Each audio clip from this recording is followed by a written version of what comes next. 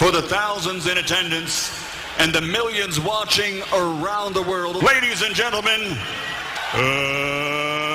let's get ready to rumble!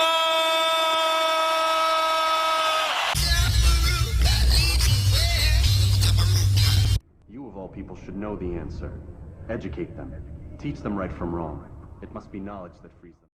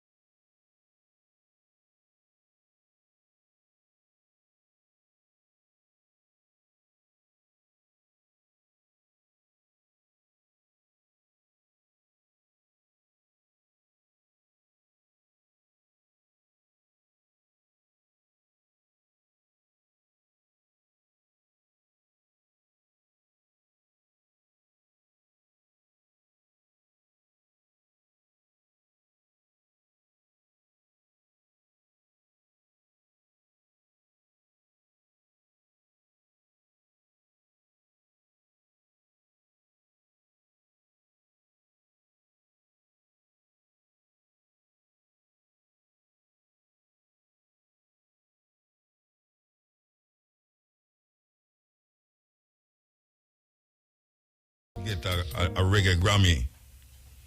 Yes, Black Uhuru. Sly and Robbie still about as Sly and Robbie. That group of Black Uhuru is not about again. The sister only Puma died years ago. And, Michael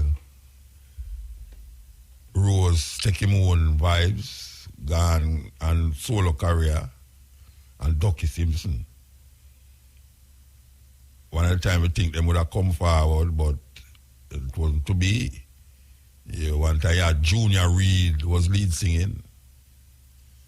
Yes. This is the Cutting Edge and RFM. We have a very interesting program lineup. We don't want to start off yet because we're supposed to connect with the Caribbean Premier League T20 competition over there in, I wish part them I call from, Nevis? I wish part them there. Okay, them I play St. Kitts and Nevis Patriots, but we don't know which part them I play from. So we need to find out where them I play now. Anyway, everybody's anticipating this zone of operation, so I like them start get diarrhea. It's like the whole Jamaica they on a diarrhea thing because everybody are wait for this zone. Them no easy, They have you just tighten up yourself. Every part of you tighten up. Because you want to know what them coming with after so much murders on the land. The land is drenched in blood. If you don't mind sharp, the earth going to cry out, and you don't want the earth cry and all start to sneeze and cough and all them something. Because anytime the earth start cough and sneeze, terrible thing. But there's a karma. For those of you who believe in a karma and know that karma is something that projects itself outwards.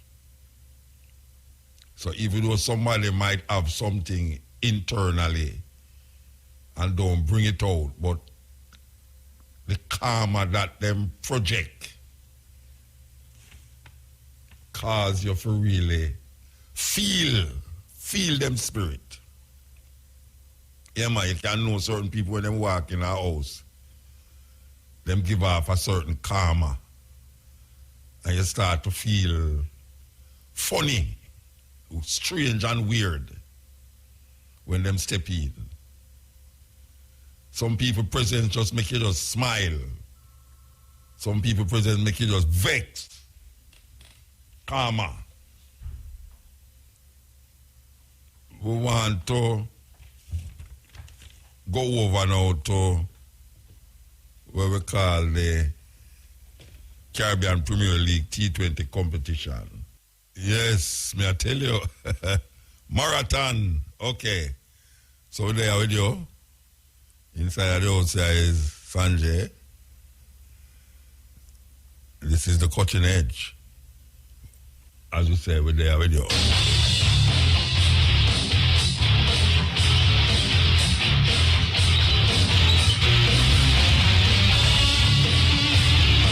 For several years, the Israeli government was forcibly administering birth control to a segment of its minority population, with doctors injecting Ethiopian Jewish women against their will with a contraceptive, Depo-Provera. But it wasn't until this January that a government official finally acknowledged it. One investigative journalist who interviewed 35 Ethiopian immigrants found that they were being intimidated and threatened into taking the shots, while being told that they were merely inoculations. But many speculate it was all part of a deliberate attempt to restrict an expanding minority in the country. You see, over the last 2 decades, Israel has experienced a significant influx of Ethiopian immigrants. There are now being close to 130,000 living in the country.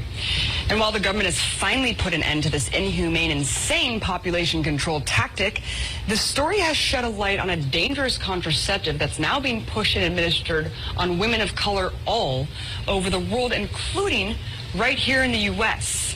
So here to talk about the use of Depo-Provera and how this is targeting minority populations in both here and abroad, I'm joined now by Randy Short, President and National Spokesperson for the Anti-Depo-Provera Clergy Coalition. Thank you so much for coming on. Thank you for having me. So Israel allegedly put this to an end. Can you talk about what you know about the health effects, though? Because obviously women were being administered this for years without knowing about them. Well, the drug was first patented in 1959.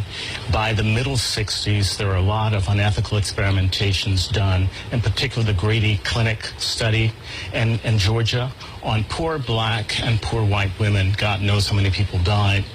This drug did not get approved until 1993-94, but during that time that was used on women all over. The effects of it are serious: excessive bleeding, osteoporosis, breast cancer, cervical cancer, heart attack, stroke, ectopic pregnancies, excessive weight gain, which can lead to type 1 or 2 diabetes, short or long-term infertility, maternal death.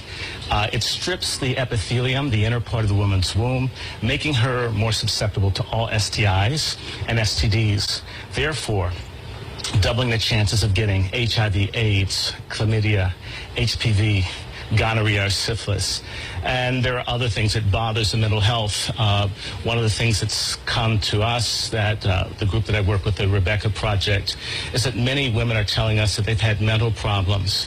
The FDA in 2004 was so concerned about the dangerous nature of Depo-Provera that they issued a black box warning, which is the most serious warning that can be issued by the FDA about how dangerous this drug is. And despite this warning, this black box warning, it's still being administered under multiple agencies to multiple countries around the world. Yes. Who is administering it? Why? And where? Well, it's being used primarily in non-white countries. So Muslim countries, Pakistan, Bangladesh, Indonesia, Burma, possibly on the Myanmar minority, all over Africa, Central America, and Latin America. And of course, the United States, depending on whose information you look at, it's disproportionately used on African American women. Who's doing it? Planned Parenthood is one of the big purveyors of it. In addition to that, you have the Population Council, you have the International Federation of Planned Parenthood, you have a lot of persons and groups that have a Malthusian view that there are too many people, and therefore they want to reduce the population. They know this drug is deadly, it's cheap, and it makes huge profits for the parent maker, which is Pfizer. And USAID is also one of the agencies as well. For 47 years, it's been an unofficial policy of the USAID Office on Population to use or to send abroad dangerous, unsafe, untested, or unapproved drugs. And you said that this is being obviously disproportionately affecting minority populations. yes. If they know that it's deadly, why would they be administering it to minority populations? I mean, what is really this all about here?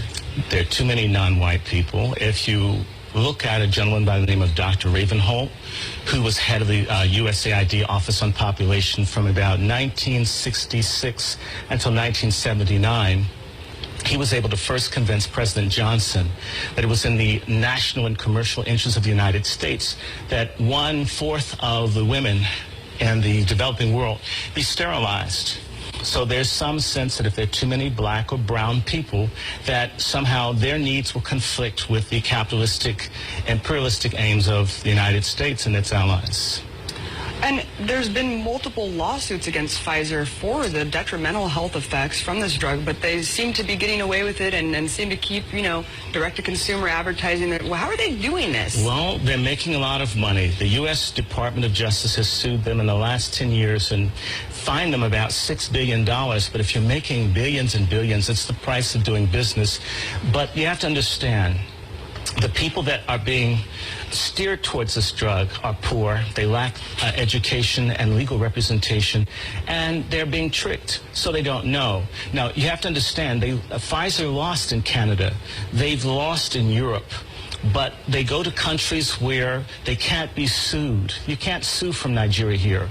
You can't sue from Mozambique here. So you can go to countries where you either have a corrupt government structure or they're coerced, or should I say they've constructively manipulated into having this drug as part of their international foreign aid. Do you see what I'm saying? So the women become just chess pieces in a Malthusian eugenics game. And so you think this goes beyond just a corporation making as much money as it can, pushing it on as many people as it can. You think it actually goes down to, this is a modern day form of eugenics. And genocide, yes. And it's happening here in the U.S. as well. Yes, it is. Well, that's very shocking, and we'll definitely follow up with this story. Very disturbing. Thank you so much for coming on. Thank you for your time. Randy Short, President, National Spokesperson. And I'm with you the are listening to Project on Human Rights. Absolutely. All right, thank you so much. All right. You are listening to Mutabaruka. Believe it or not, for Africa to change, the way religion is delivered must change. Churches should stop preaching about miracles and breakthroughs. Popular preaching such as sowing a seed or, give and it shall be given unto you, have been misinterpreted for personal gain. No wonder pastors of today are so rich and yet the whole congregation and people around them remain poor. We are stuck with a generation of Africans who act as if God is the rewarder of laziness and poverty. The message churches send is that it is possible to reap where you did not sow, meaning you can get something out of nothing. Why should a child choose to learn the hard way if there is an easier way? The live for today attitude does not create wealth and people die without leaving any legacy. You then sit and wonder why Africa is the way it is today? The gospel of prosperity should be shamed and work around the fact that laziness can never reap real success. Christianity has played a very big role to the fall of Africa today, but that is not what it is intended for. Spreading messages of instant success have led to a generation of people who are thirsty for instant results, immediate relief, and effortless profit. The messages should not just focus of tithing and sowing seed, blessings, miracles, breakthroughs, and wonders. Churches should stop glorifying riches acquired through miraculous sources, stop preaching fear and stop focusing on what the devil or witches did, does, or will do.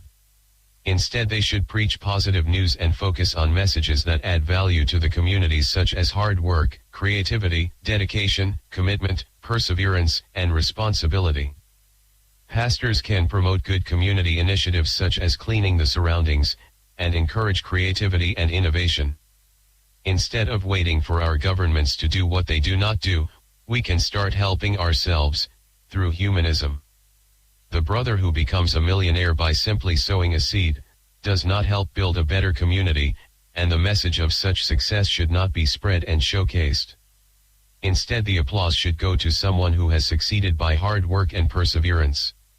Start preaching the gospel of working hard, produce goods and services, planning, critical thinking analysis, strategy, visibility plans, system building, market and customer analysis, and the process involved in production of goods and services. This is how noble people and wealth is created. Rushing a sick person to church for prayers does not prevent that person from dying, but correct medication and treatment will. Haven't you wondered why people in Africa still died of Ebola despite prayers? Preach the real word of God instead. You do not need the pastor's blessings to create wealth in life. Wealth and clean cities don't come by miracle or magic. Religious superstitions, such as the shout of, "I receive it," and the loudest shout of, "Amen," is not enough to fulfill your wishes.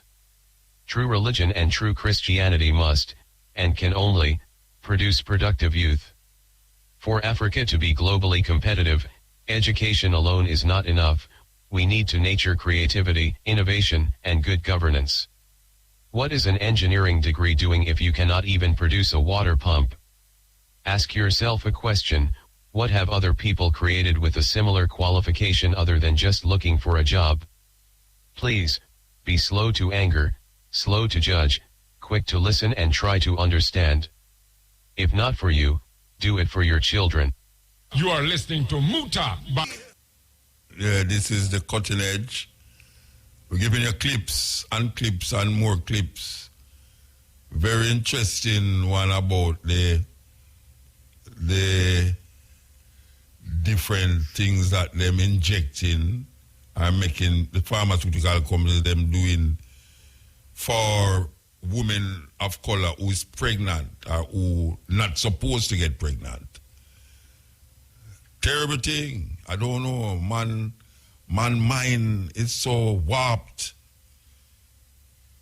that this idea when people talk about Christian God, where he make everything and him in control. Why, if him in control and the thing I go so, well, I likes with him not in control, believe you me, because things no level at all, things no level, believe you me, things no level. So, okay, we go to Pat Clark. Last week, Pat Clark featured Amy Jacques-Garvey. And we know, say, from she go say Amy Ashwood, she have to talk about Amy Jacques too. So said, so done. Pat Clark.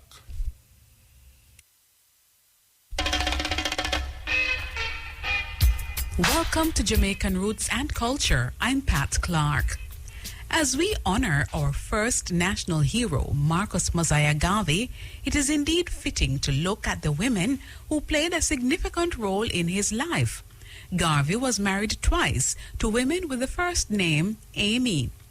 Amy Euphemia Jacques-Garvey was the Jamaican-born second wife of Marcus Garvey.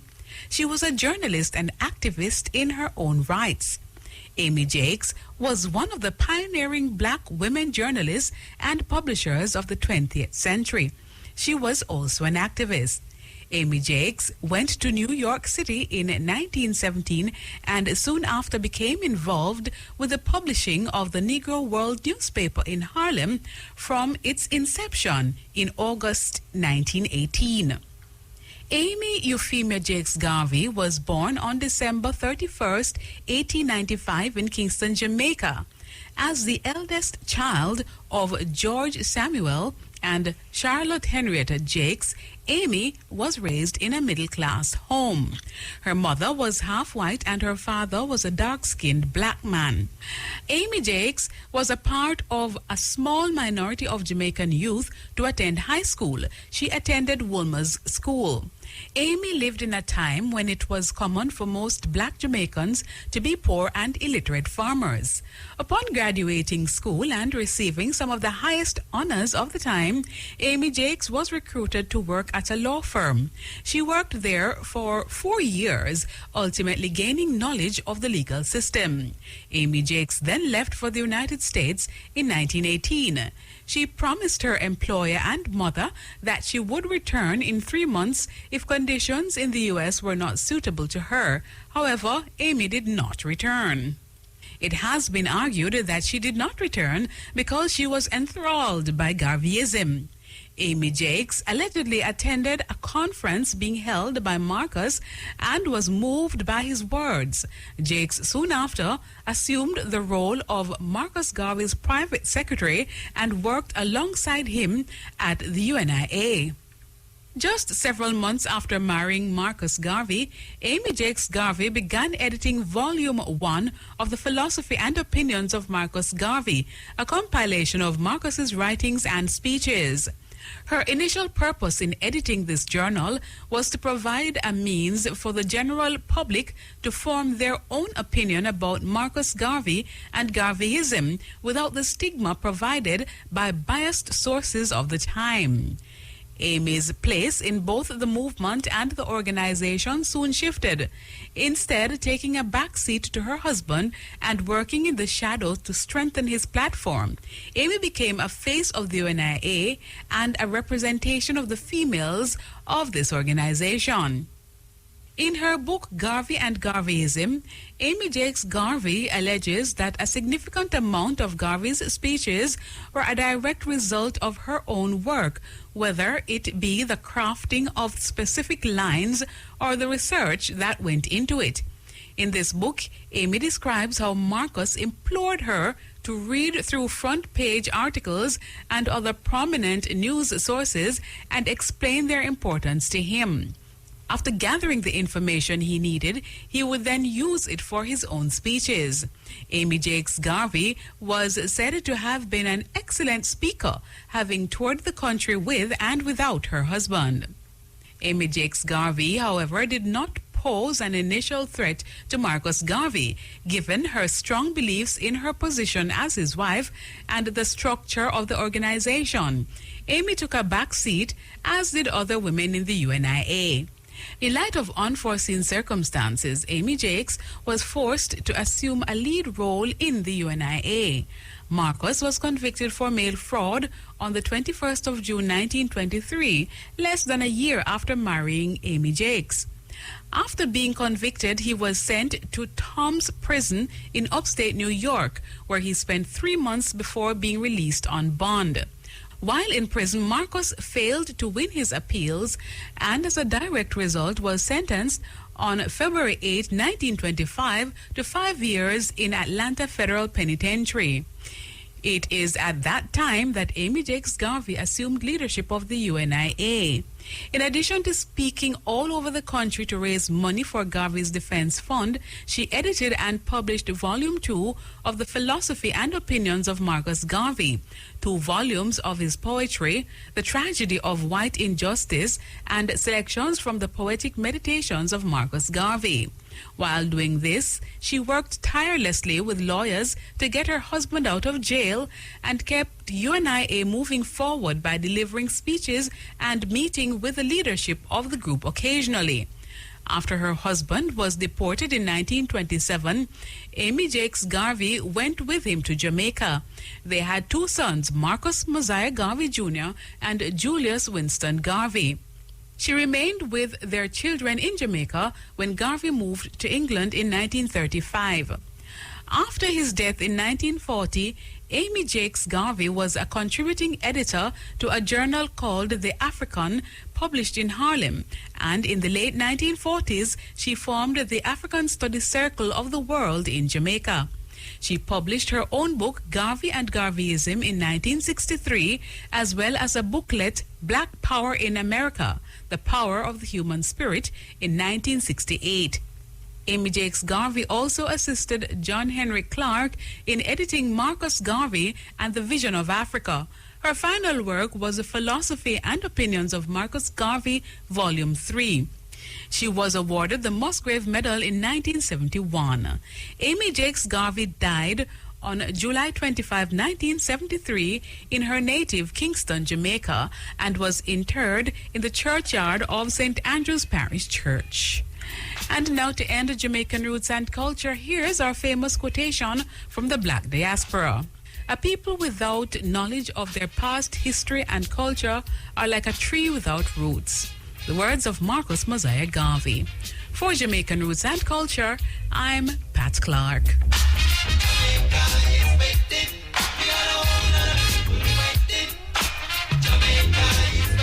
I want to know, say, you have to listen to these things, because there's some serious roots and culture information that is being presented here on this program. It gone past school, and university. We have plans for all of these, I want to tell you, so we have, so we have Sanjay, so we have plans for the series. Yeah, we have plans for this series, yeah. We have to put everything together and make it available, because the research by Pat is phenomenal, man. We give thanks. We give thanks to the other Clark, too. The other Clark. We give thanks. So here we know. Yes, that's how it goes. Research shows that people are more inclined to act on radio as more... Yes, cutting edge. A while ago we play a little xylophone singing Heal the World. We're going to continue the little girl vibes. Listen to this. Hello, I'm Severin Suzuki speaking for ECHO, the Environmental Children's Organization.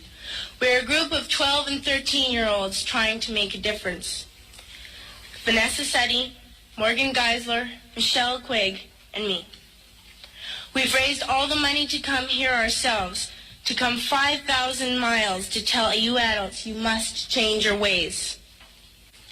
Coming up here today, I have no hidden agenda. I am fighting for my future. Losing my future is not like losing an election or a few points on the stock market. I am here to speak for all generations to come. I am here to speak on behalf of the starving children around the world whose cries go unheard.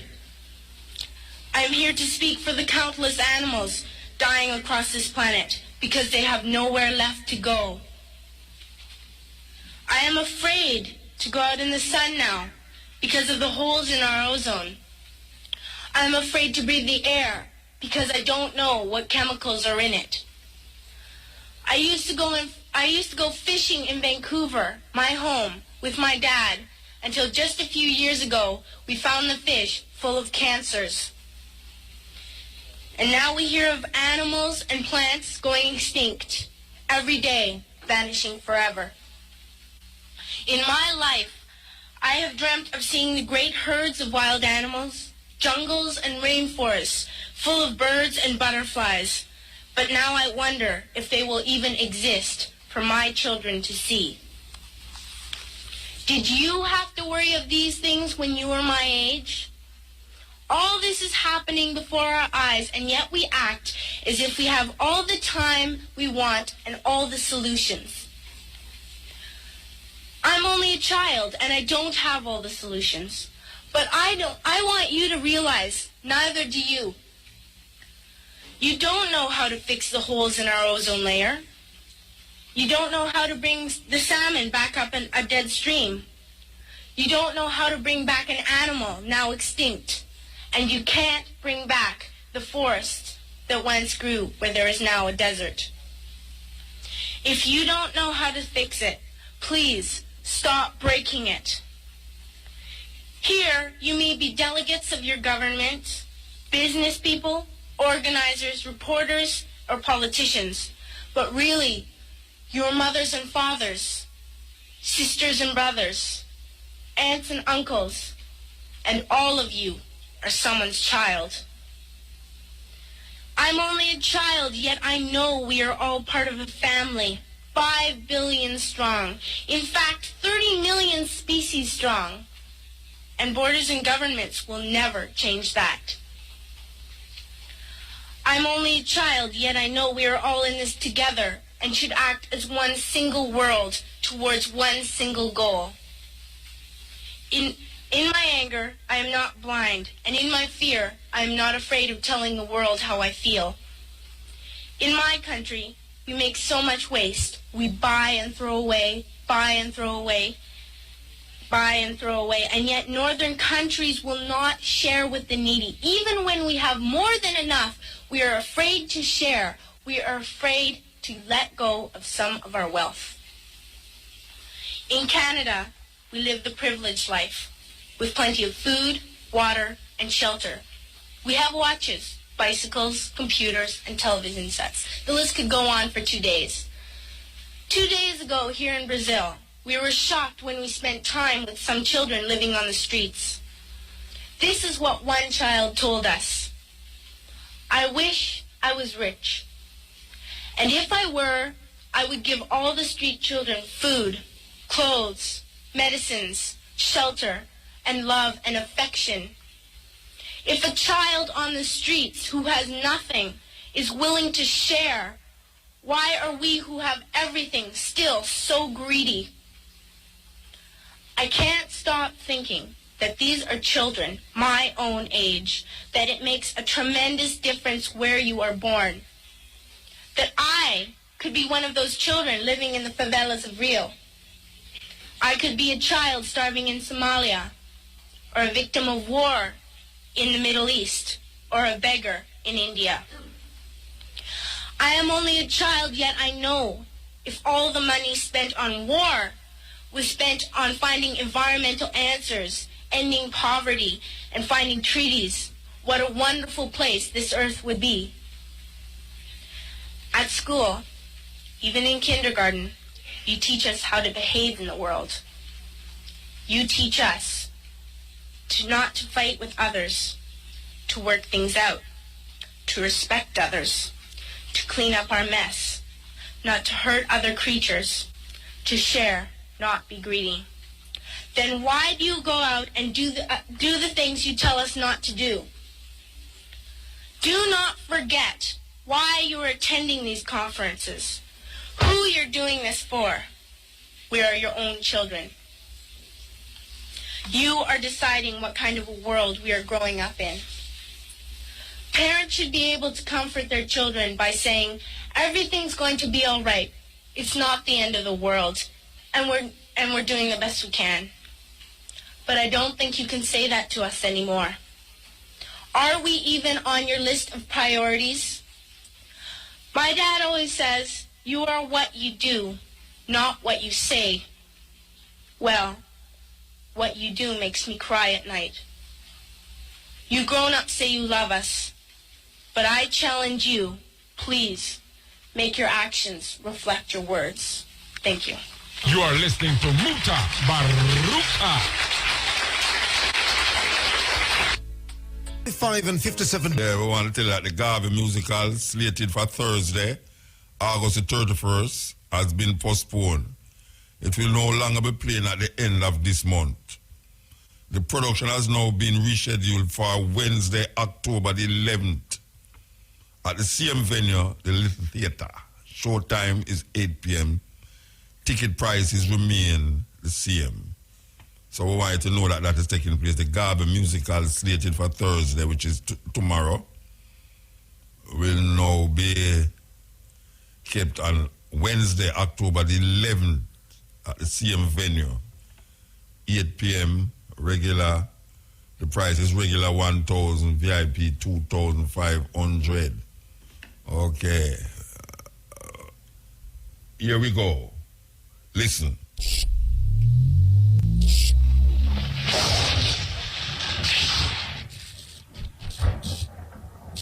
Now, on the line, we have with us Professor Francis Boyle. Dr. Boyle is a leading American expert in international law. He's responsible for drafting the Biological Weapons Anti-Terrorism Act of 1989, the American implementing legislation for the 1972 Biological Weapons Convention, and he's the author of a lot of books. But the one that we're interested in today is Biowarfare and Terrorism. We have him on the line, and welcome, Dr. Boyle.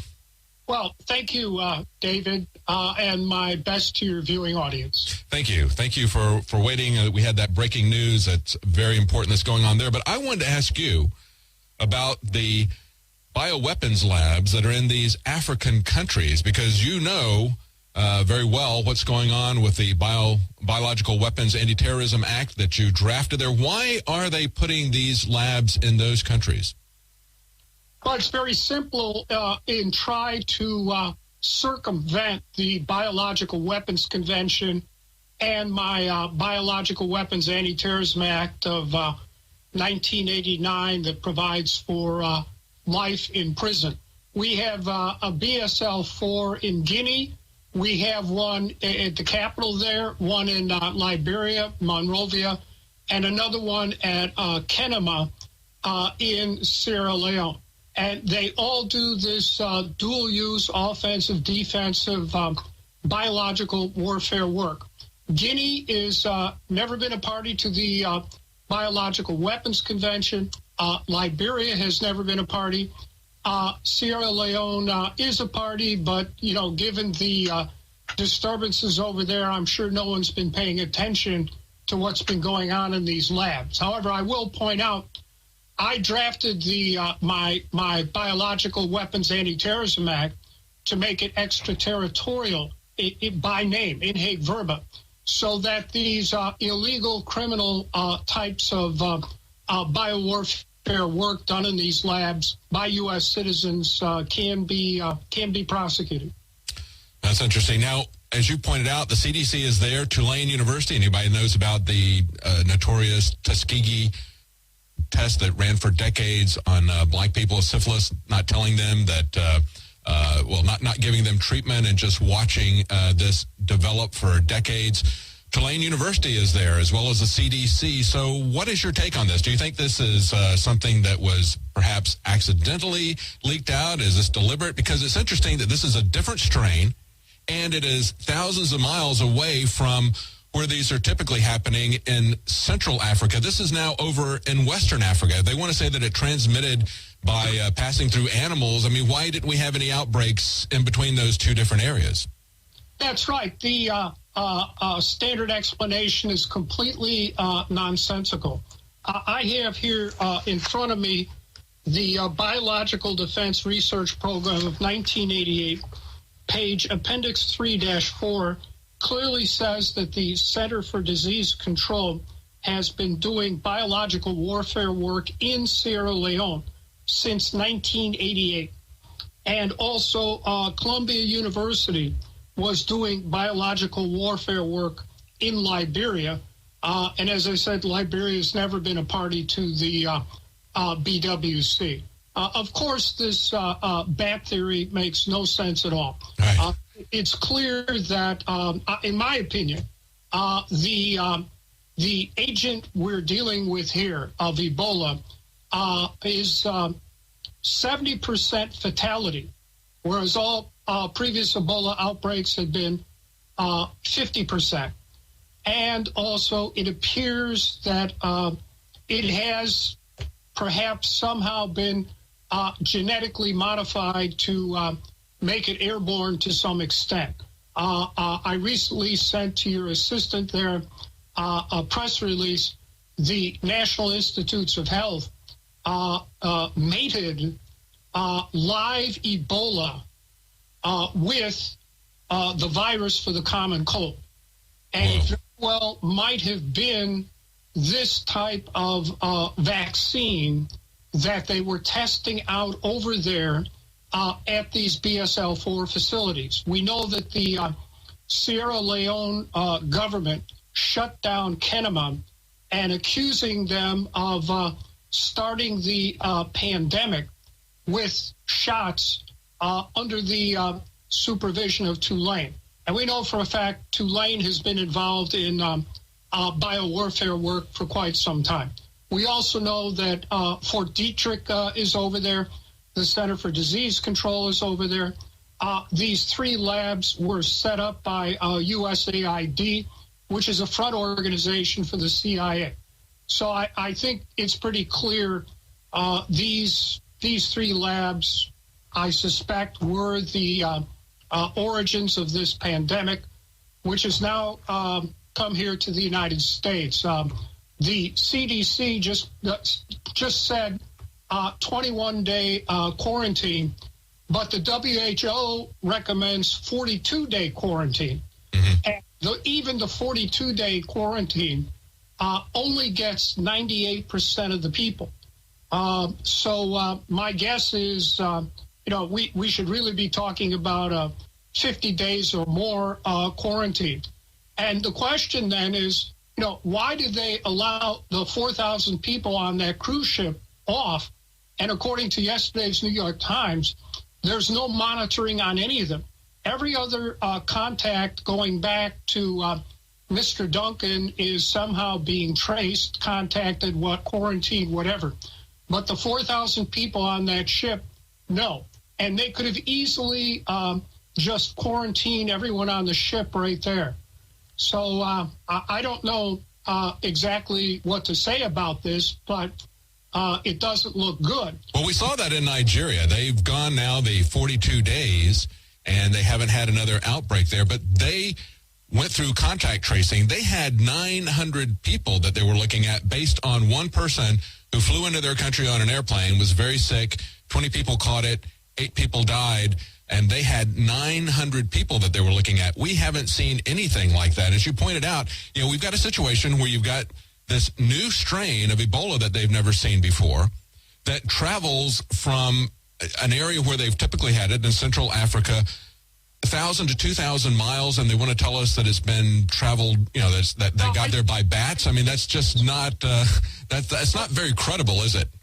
Well, even the New York Times reported that in 1976, that when Ebola was first discovered, the World Health Organization ordered it to be sent to Porton Down in the UK. That's their equivalent of Fort Detrick. So you can figure Yes, this is the Cutting Edge on RFM. As you can hear, the man them talking about that time in Sierra Leone when the Ebola rose up there. But why I played is to tell you that there's something that is happening in Africa right now, as we speak, that it don't bust out yet, but they are at it again. Yeah, they are at it again. You're going to hear about it soon. They are at it again. Meanwhile, back in America, there's a flood that is taking place. I don't really like somebody. I am very naive to certain things. I will not say that most things I don't know. Most things I really don't know. But I really want to know. I really want to know. That is why I kind of try to keep an open mind on certain things, no matter what, even if I don't agree with the way in which it is done, said, or thought of. I keep an open mind. I am very open. Now, I am open to this education, that I really want somebody to tell me how it happened, how it worked. Recently, we had an eclipse. Well, not we. There was an eclipse, a total eclipse of the sun. When I say total, them say total. In other words, the moon go right in front of the sun and block out the sunlight. Now, can somebody please call me and tell me, how is it that it's only in America this thing is seen? Nowhere else in the world not see it but America, between Seattle and down on the other side, so, southwest America. There must be an explanation that is credible. Because I don't want to get into a conspiracy theory with myself, because I know I can't sit down and just think up all sorts of things and then get very ridiculous in other thinking. But I would like somebody call me and tell me scientifically, don't tell me about say God put the thing there to show America this and show America that. I don't want to hear that. I don't want to hear say it did prophesy in the Bible, say the day would have come when the sun darkened, because that it happened before. And people superstitiously did believe these things. That's why I know say we have to really examine things and be open-minded, because if that did happen 1,000 years ago or 2,000 years ago, Jesus should have started fret. Because things like that happen already and people give it over to some supernatural or some alien, this and alien that. But I want to know something as powerful as that happened, where the moon override the sun. I really want to understand it. I really want to and I don't want to understand it, as I say, from no little religious fanatical reasoning. I want to understand it from a scientific reason. How is it that this happened and it's only in America people see it, nowhere else in the world? So if you can call me and tell me, I would appreciate it very much, that I don't go to my bed and think stupid things. Yes, it's easy to think stupid things, especially in this time. Especially in this time, it's easy to think stupid. Okay, here we go. Here we go.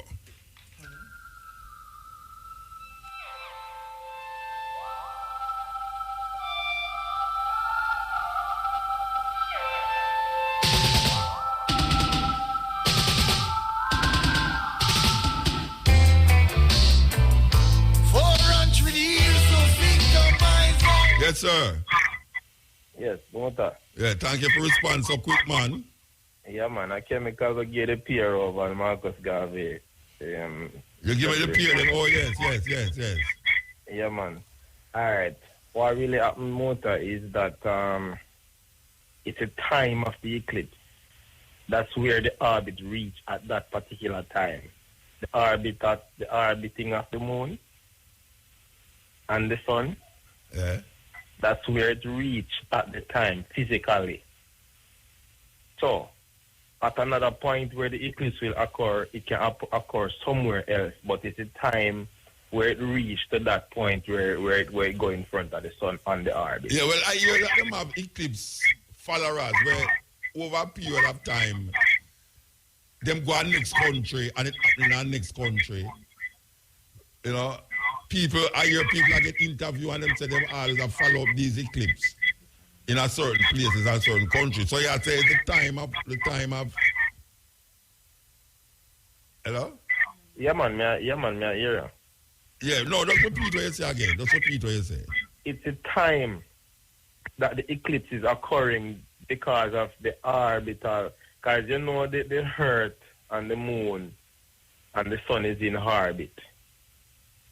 The sun in orbit? At the time when the moon... No, hold on there. The sun is in orbit? Yes, they're circling. The sun circling in orbit in the universe. No, hold on there. You know what orbit means? Orbit? Yeah. What that's not the background there? Not mine in the background. Let me hear something that talk here there. I mean that. Oh, is a baby a ball somewhere far, man? No, man, I no baby a ball that, man. What you say, man? Then I want to when me talk me here. Well, I'm not sure if I this phone signal. Yeah, maybe the phone. All right. What me I say? The sun a orbit? Outer? Yeah. You say the sun a orbit? Yes. The sun orbit? No, the Earth and the moon orbit. Oh, because me you say when the sun, the moon, and the Earth are orbit. No. Okay, so the moon and the Earth are orbit. Yes. And then Dano? Yeah, man. During the orbit, the movement, the motion, it is at the time when the moon is passing the sun. Because you know the motion brings about time. No, me know what cause it, you know. Yeah, hold on there. Me know what cause the thing, you know. Me want to know how is it that we just see it in America. It just happen in America. Me know what cause it, we know what cause the darkness and what cause the eclipse. You see, me know what cause the eclipse. You can't have eclipse and the sun. The reason why it's happening in America is because that is the time where the moon reached to that part right, at the sun where it apart. Okay. Yeah, man. Scientifically, that's the explanation for that. Okay. All right. I can figure it out. Yeah, man. All right? Yeah, man. But trust me, though, it's that sounding at the back of my voice. Okay. There you go. Your voice. Yeah, all right. Yeah, man. Yes. What you say, Sanjay? You're not so scientific. Okay, she's not so scientific. Very interesting. Because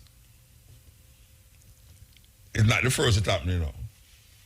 And I hear them talk on the TV, and I hear some people, you know, it's like how people hunt. Them call them twisters in America.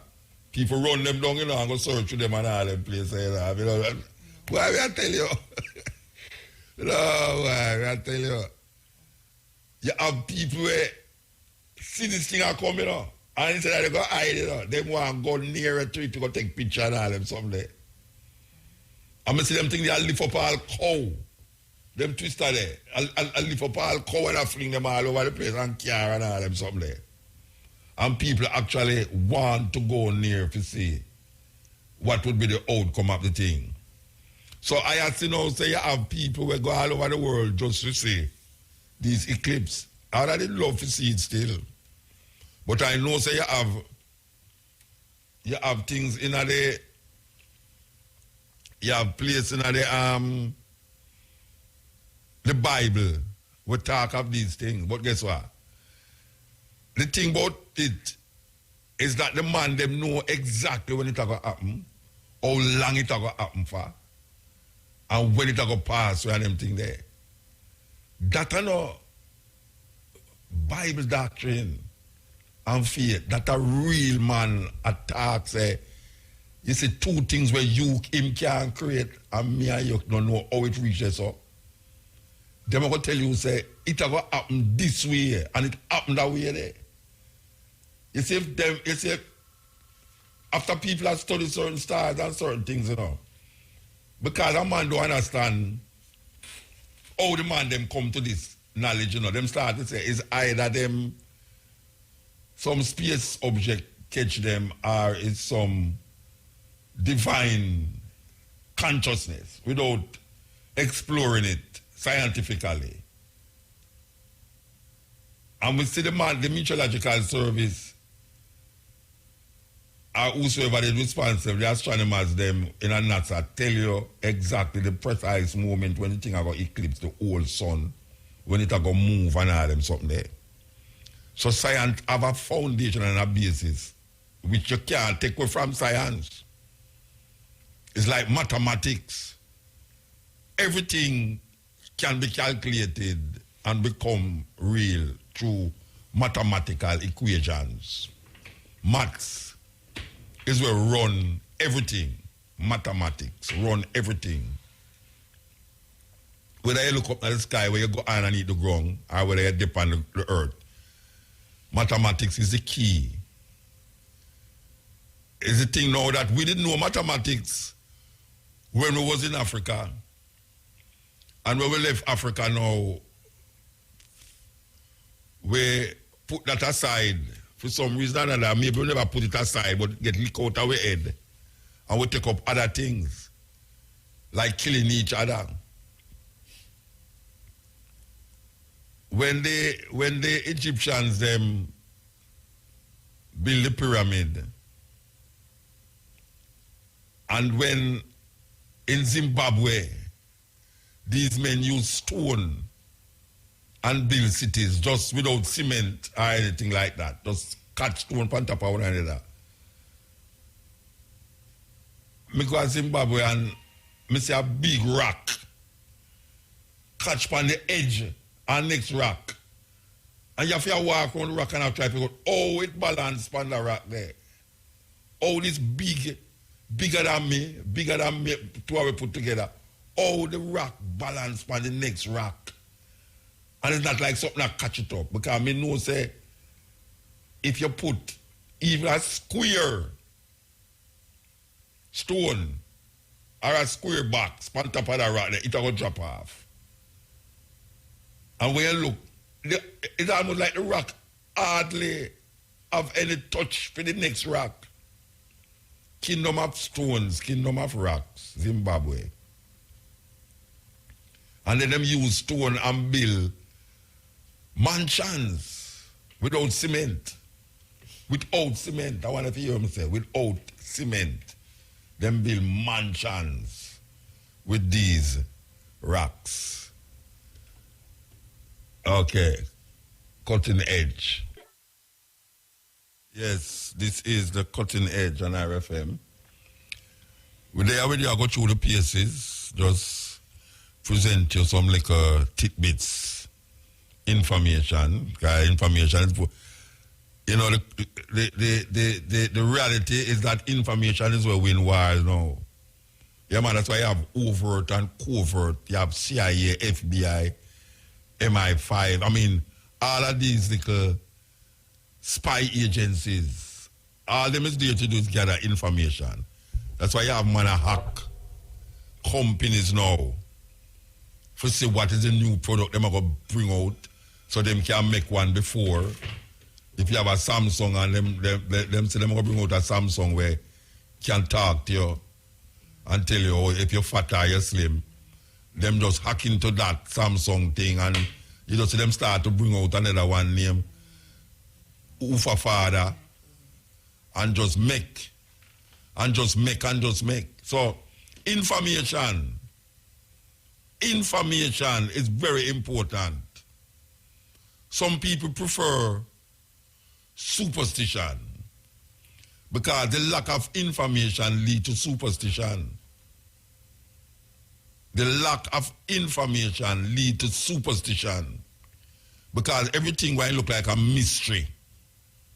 And when you say mystery now, it conjure up a whole heap of other things that is not human in its delivery or in its manifestation. So what you have is a group of people who, instead of them deal with evidence and them deal with knowledge and proof, them leave it over to superstition. That's why we get so uninspired nowadays, musically and otherwise. Because really and truly, it's information that leads to inspiration. And without information, your inspiration will be just superstition. So you're gone into some things where unbelievable that people think certain way. So we just explain to you that it is very important to get information, because information is what builds empires. Information, who can forget this story about the Trojan horse? And you mentioned that story all the while. You know what the Trojan horse, Sanjay? You know what the Trojan horse? Give thanks. The time is 12 o'clock right here on IRFM. Brothers and sisters, this is Chalice. Join us with respect for our national anthem. Let us stand and defend this one. Peace and love. Thank you. Eternal Father, bless our land. Guide us with thy mighty hand. Keep us free from evil powers. Do our life through countless hours. To our leaders, great defenders, grant true wisdom from above.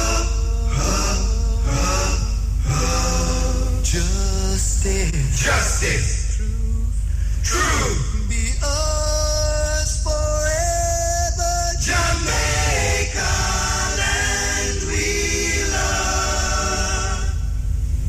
Jamaica, Jamaica, Jamaica, land we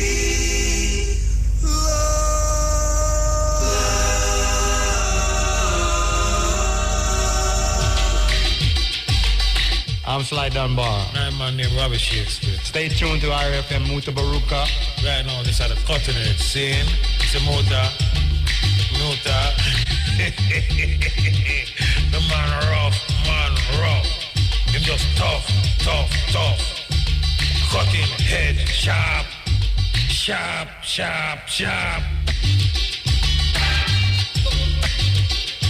Cutting edge scene, Mutabaruka.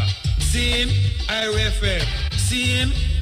Yes, Sly Dunbar. Scene. And Mr. Robbie. Scene. Stay tuned to IRFM Mutabaruka. Cutting edge. Scene.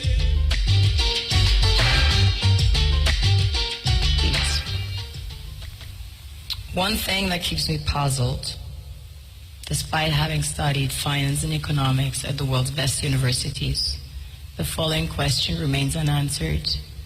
Why is it that 5,000 units of our currency is worth 1 unit of your currency, where we are the ones with the actual gold reserves? It's quite evident that the aid is in fact not coming from the West to Africa, but from Africa to the Western world. The Western world depends on Africa in every possible way, since alternative resources are scarce out here. So how does the West ensure that the free aid keeps coming? By systematically destabilizing the wealthiest African nations and their systems, and all that backed by huge PR campaigns, leaving the entire world under the impression that Africa is poor and dying and merely surviving on the mercy of the West. Well done, Oxfam, UNICEF, Red Cross, Life Aid, and all the other organizations that continuously run multi-million-dollar advertisement campaigns depicting charity porn to sustain that image of Africa globally. Ad campaigns paid for by innocent people under the impression to help with their donations. While one hand gives under the flashing lights of cameras, the other takes in the shadows. We all know the dollar is worthless, while the euro is merely charged with German intellect and technology, and maybe some Italian pasta. How can one expect donations from nations that have so little? It's super sweet of you to come with your colored paper in exchange for our gold and diamonds. But instead, you should come empty-handed, filled with integrity and honor. We want to share with you our wealth and invite you to share with us. The perception is that a healthy and striving Africa would not disperse its resources as freely and cheaply, which is logical. Of course, it would instead sell its resources at world market prices, which in turn would destabilize and weaken Western economies, established on the post-colonial free meal system. Last year, the IMF reports that 6 out of 10 of the world's fastest growing economies are in Africa, measured by their GDP growth. The French Treasury, for example, is receiving about $500 billion year in, year out, in foreign exchange reserves from African countries based on colonial debt they forced them to pay. Former French President Jacques Chirac stated in an interview recently that we have to be honest and acknowledge that a big part of the money in our banks comes precisely from the exploitation of the African continent. In 2008, he stated that without Africa, France will slide down in the rank of a third world power. This is what happens in the human world, the world we have created. Have you ever wondered how things work in nature? One would assume that in evolution the fittest survives. However, in nature, any species that is overhunting, overexploiting the resources they depend on as nourishment, natural selection would sooner or later take the predator out because it upsets the balance.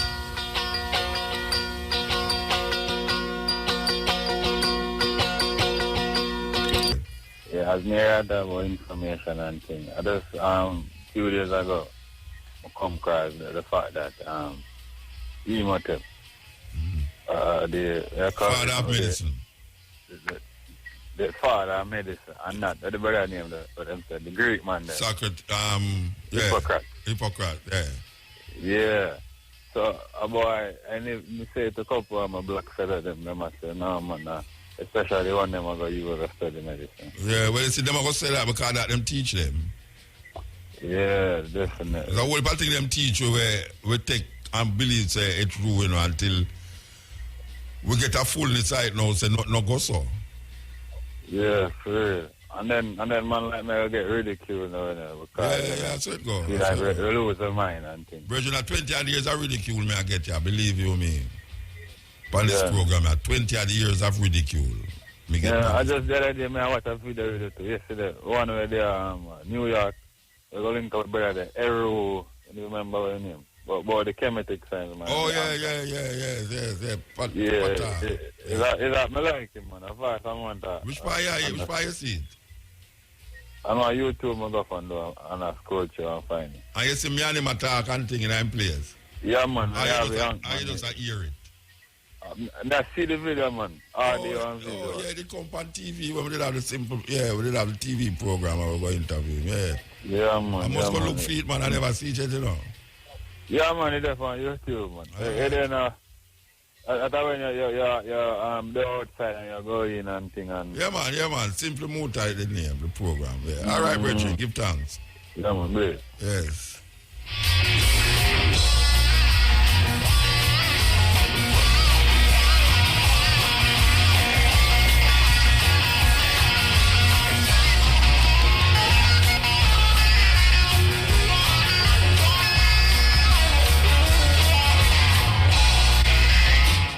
Yes, EL motor. Listen, man. Yeah, man, I'm come to explain the solar eclipse thing, you know? Yeah. So what the brother did that say, I know, so it go? No, I'm kind of have a point where I say, them call the solar eclipse great, I think them call it Great American Eclipse.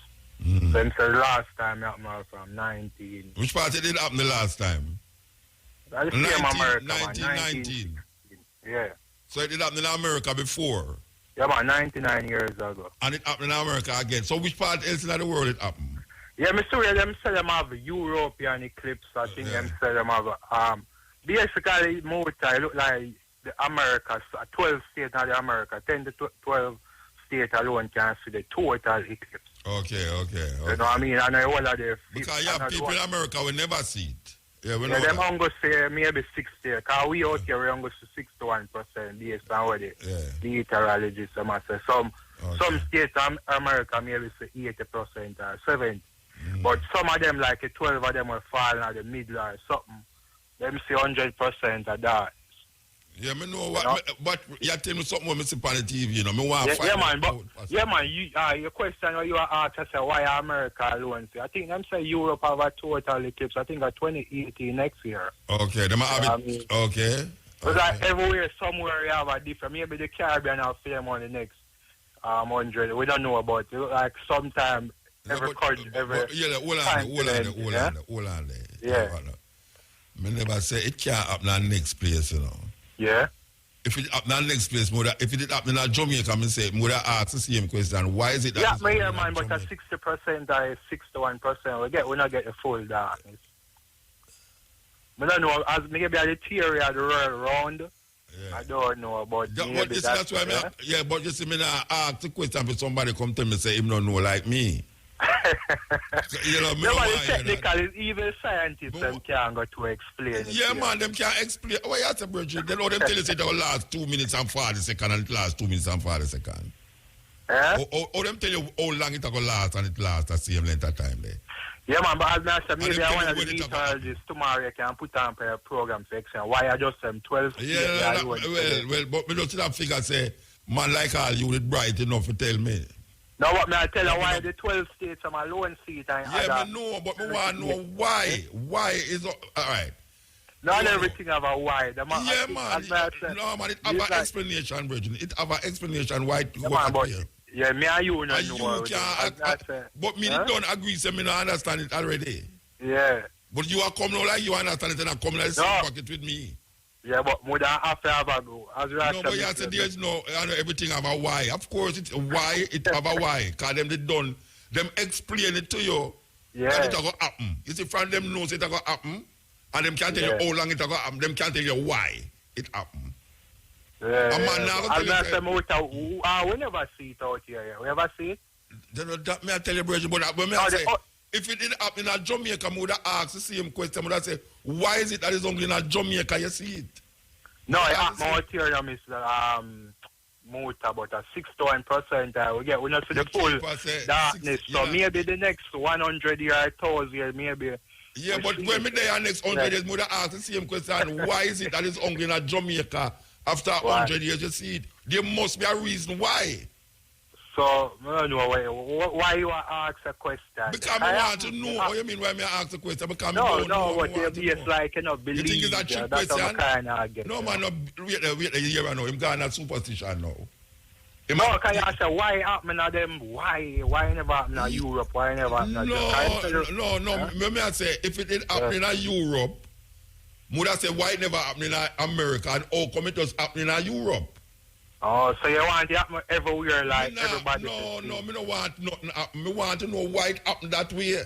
Me don't want to know why it not happen or why it.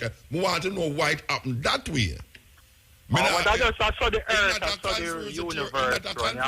Hold on there. You remember I tell you already, so I don't want to develop no conspiracy theory in my head. You didn't hear me say that? Yeah, man, but I don't know already. But I saw the universe run, man. We're not talking about me, it's not religious, so I know that me not talking about. Yeah, but you still, you come like you, not the same bracket with me. No, but me not so. Sometimes see some things, some stars fall, you know, go drop one. You must call and talk about. Tell me the why. No, you are calling me no and not tell me the why and not keep up the conversation. No, but I can't. Some of the time you have to have kind. Some of the time you don't understand the meter. Because maybe if I can explain to you tomorrow, you know, to get it. You might go around you make me get it more. You make me get it better now. Yeah, man, but I say me have a look better explanation. You know, say. Which part you there now? Which part you there now? Watch me there, man. Same place. All right, you have that telephone book there, Sanjay. Still part telephone book. You are. Come on the gate and make my box in the head with the telephone book. Would I like you have big lick in the head with the telephone book? Yes, sir. Yeah, well, I first saw your program, man. That is a list. You know the weirdest thing? Sanjay, give me the telephone book. Sanjay, find a telephone book for me get box in the head with the telephone book. Yeah, well, I saw the thing said still, you know? All right, so give thanks, yeah? Yeah, man, all right. Yeah, I tell you. Sanjay, no easy that. Sanjay, leave up the telephone book and give me. Sanjay, realize I really want that box with you. All right, sir. No, you know. And I asked it with no deviousness behind me thing, you know. And America this and America that, you know. I just want to find out the scientific explanation why it happened that way there. You understand? Because if it didn't happen in Jamaica, you know, and people in New York never see it, you know, but that's about weird. Oh, this thing just happening in Jamaica, and I don't see it happening. See? Because you have balances and you have astronomy where I show you so well because the moon did that and did that. Like the first brother. The first brother I kind of explained it to you, but him started about the sun a bit, you know, I chew me off. He started to chew me off. Him not said intentionally, you know, but just a little thing alone, make me start to wonder about him. You understand? He started the sun and the moon and the earth a orbit, but him kind of show the direction. Rather than this youth, you know. This youth, I really want to lick me with a telephone book. I have a big Bible in my yard, you know, bigger than a telephone book there, you know. A man give me a Bible at Miami, you know, Rasta. So I tell you, say, we put them in luggage, you know, they try to figure out this way, me have that luggage, you know. No, I'm serious, you know. The Bible, the cover alone is about half the size of the telephone book. Just to cover the Bible. The amount of things in the Bible, I'm supposed to go to heaven when I don't read that. Personally, trust me, this is the next one phone. Yes, EL. Yeah, Motor, like you expect me for call, man. You mentioned Miami. I'll be in this side of you when you get the Bible. When we get the Bible. Read the word. That's the Bible. It's in the Bible, Bridget. Yeah, man. Come on, give me the Bible. If you walk with it and I lean sideways. The Bible. That's weird. No, it's a good thing, you know, because you can't say you don't see the word that's on there, you know, because you can't see the word them big in there. I tell you, man, I put it beside some telephone book and I say, ratted, no, Rasta. Them not easy. I see a Bible bigger than that in Ethiopia, though, you know. Okay. Yeah, man, it's only them have a church in a Lalibela where the Bible, them have a window, right? No light, no in there, no electricity, no in them church there, no. Right? And them have this altar and them have this big Bible open on it. And the only time them read the Bible is when the sun, the ray of the sun go between the window. And it shine right on the altar with the Bible there, you know, and then them read it. After that, them not read it again. You know, wait till the next day, them read it. It's a very interesting thing. But the man give me the Bible, the man to save me, man. Trust me, I must get saved. I don't say that he gave her. I say I did a collection because it looks so pretty on the front. But I tell you, man, gold. It have gold. But I tell you, man, the prettiest. But I have one named the Jerusalem Bible in my yard, you know, but that one you beat the Jerusalem Bible, Rasta. Believe you me, and trust me. And your mother ever See all the Bible, them, man. Oh, gosh, man. Should I think? Take it. It's sweet, man.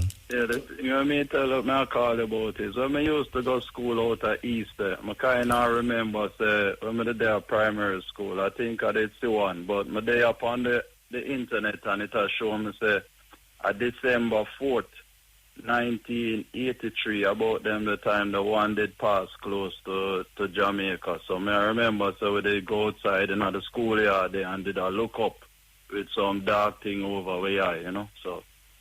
Yeah, but me see the moon turn to red already, you know. Yeah. I did an eclipse, that one. It has say it was a annular eclipse did happen that time. So I don't know if that's different. They're different from a total, but it, you know, the one that was the closest. Yeah. I'm gone. Yeah. 1983, about them the time the one did pass close to Jamaica. So I remember so they go outside in the school there and did a look up with some dark thing. Yeah. Yeah. Yeah. Yeah.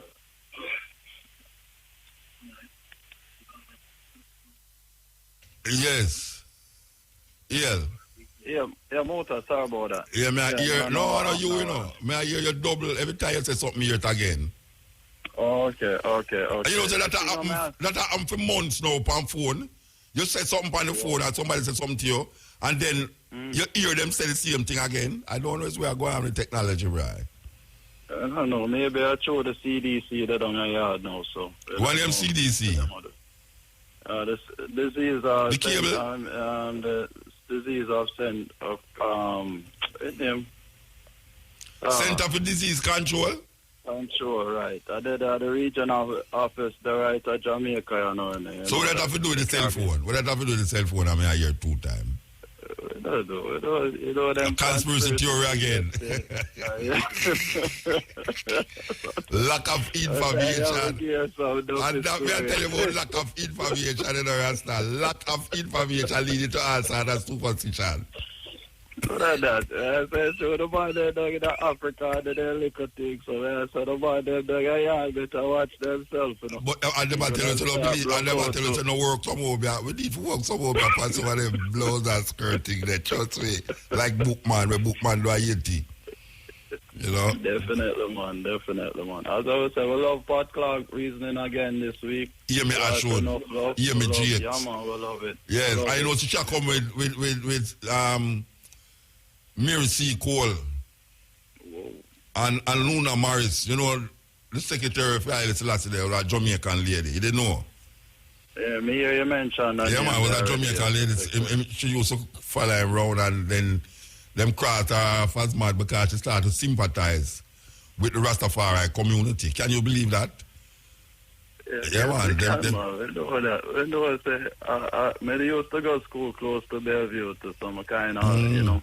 Me born between Bellevue and prison. What they say there. Born between them, right in a Potters Road, there, Raytown there.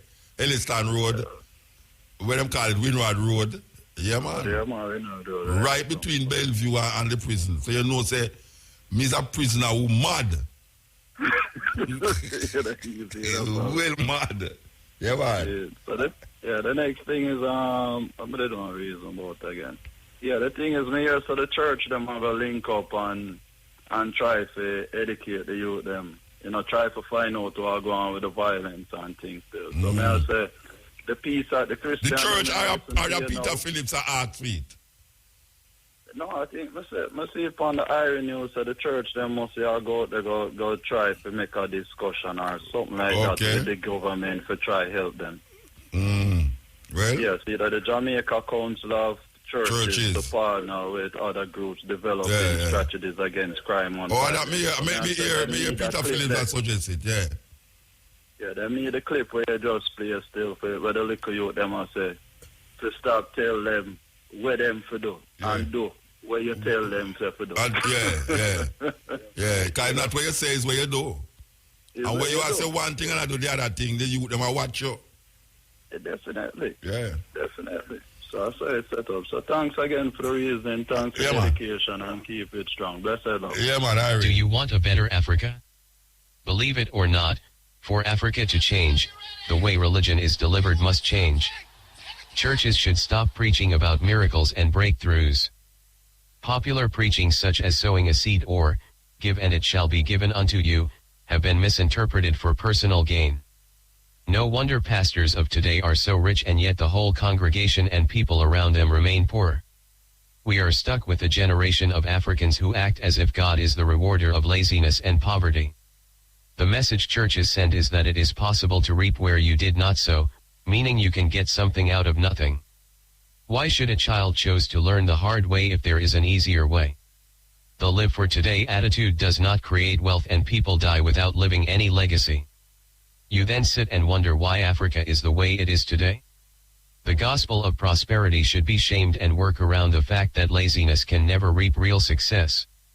Christianity has played a very big role to the fall of Africa today, but that is not what it is intended for. Spreading messages of instant success have led to a generation of people who are thirsty for instant results, immediate relief, and effortless profit. The messages should not just focus of tithing and sowing seed, blessings, miracles, breakthroughs, and wonders. Churches should stop glorifying riches acquired through miraculous sources, stop preaching fear and stop focusing on what the devil or witches did, does, or will do.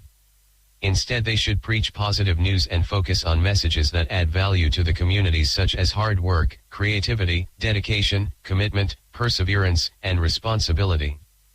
Pastors can promote good community initiatives such as cleaning the surroundings, and encourage creativity and innovation. Instead of waiting for our governments to do what they do not do, we can start helping ourselves, through humanism. The brother who becomes a millionaire by simply sowing a seed, does not help build a better community, and the message of such success should not be spread and showcased. Instead the applause should go to someone who has succeeded by hard work and perseverance. Start preaching the gospel of working hard, produce goods and services, planning, critical thinking analysis, strategy, visibility plans, system building, market and customer analysis, and the process involved in production of goods and services. This is how noble people and wealth is created. Rushing a sick person to church for prayers does not prevent that person from dying, but correct medication and treatment will. Haven't you wondered why people in Africa still died of Ebola despite prayers? Preach the real word of God instead. You do not need the pastor's blessings to create wealth in life. Wealth and clean cities don't come by miracle or magic. Religious superstitions, such as the shout of, I receive it, and the loudest shout of, Amen, is not enough to fulfill your wishes. True religion and true Christianity must, and can only, produce productive youth. For Africa to be globally competitive, education alone is not enough. We need to nurture creativity, innovation, and good governance. What is an engineering degree doing if you cannot even produce a water pump? Ask yourself a question. What have other people created with a similar qualification other than just looking for a job? Please, be slow to anger, slow to judge, quick to listen and try to understand. If not for you, do it for your children. You are listening to Mutabaruka. Yes, Ian. Muta. A blessed man. Aye, man. Time of credit shot, I really have to wait long in time, I have enough credit to cut too quick. Anyway, I don't know if the eclipse thing there. Yeah. It depends upon the angle where you're, man, I guess. The angle where you look on it, look out to the moon from. Remember, say the earth tilt. Yeah, I know, all right. The earth tilt. You see what I'm showing you? Them show you the trajectory of the way it has say. Right from Seattle, come right down cross to the west part, the east part. The east. Charlotte, the east was, I guess. Yeah. All right. So you have to in line with that line. For actually see the total eclipse or something. Yeah, but I want to find out why I can't ask. Why on some place I see it and some places in the States and not everywhere. Yeah, I want to find out, why is us, that's what I want to find. Like, but the angle where they find, so remember, say, the earth tilt on the axis, right? The moon will go around at a certain orbit around the earth. And the earth will go around the sun. And we go, So when it go now, when it block the sun, it left to which part you there see it, you know. You understand? That's why at different places at different times it go. Oh, it's like a season, like how the season come then. Yeah. Like the seasons, like when you saw a night over this or a day, them kind of way there. Because I can't do who I see it, well the day and night thing, who I see the sun first. When it go, because the earth rotate on the axis. Everything like that. I think I went and said the next total I went. I figure it out. I think Chile that's the next one there. Chile, I figure it out. No, I figure it out. I just figure it out when you talk, I just figure it out. I am very grateful that you said something a while ago with trigger my brains. You know, it's like you watch with them call sunrise and sunset. And you're there in a Negril, right? And you see the sun set. And the sun looks so beautiful, like it had touched the sea. Yeah. But the people them in a black river can't see it. I don't see it. No, not at that time. Them see the sunset, for them set over some mountain. No, but me talk about at the time when me see that touch the. When you see that touch the horizon, I feel horizon that, you know. Yeah, me know. But all right. You see, But that time Black River don't see it already. Yeah, but it's the time me I deal with, the time. The time when you see it as opposed to the time when them see it. Yeah. It's a different time. Yeah, so by the time this happen again, it's the next time it will happen somewhere else. It's just that the sunset and the sunrise is a shorter time than the how much 100 years, maybe 50 years it's going to take, because the revolution of the sun and the sun, the moon and the earth. Line them have to line up, you know. Line yeah. Because sometimes the moon it get eclipsed too. Well, the moon get eclipsed when the earth in between the sun and the moon. And between the sun and the moon. So come. What? Man, the man credit down in the tick of the line. I don't like when him credit lock off, you know. Because him just said something a while ago, clicking on my brains. Believe you me. It just clicking on my brains. I love to talk. Believe you me, I love to talk because you gather more and more and more and more. Okay. All right. I will put my call forward. Yes, El. Yeah, Muta? Yes, sir, different person. Yes. Yeah, man. I call from New York. I call, hello, Muta. Yeah, man. I hear you. Yeah, I'm the one that called you last week and talked about you music, giving out the name of the music. But I'm wondering, these guys are mixing up this thing. They keep saying meteorology, but it's really astrology we're talking about. Astronomy. Not meteorology. Astronomy. It's astrology. And the thing is that hold on. They're not understanding the question. Wait, hold on. Is it astronomy or astrology? Which one of them we are talking about? Astrology, I think we're talking about, not meteorology, because they keep saying meteorology. No, I know it's not meteorology, but I wonder if you meteorology is study of the weather. And what is astronomy? Astronomy, to be exact, isn't that study of the planets and the stars and what so is forth? astrology? And what is astrology? Oh, God. God. Oh, you bring God in this one. Position of the stars and movements of the planets. But that's the same thing you don't say about the astronomy. Yeah. So, but people keep in meteorology, which is really not study of the planets and stars and the moon and so forth.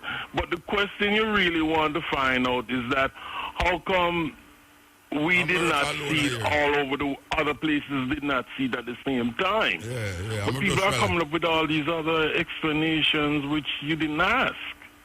Okay. All right.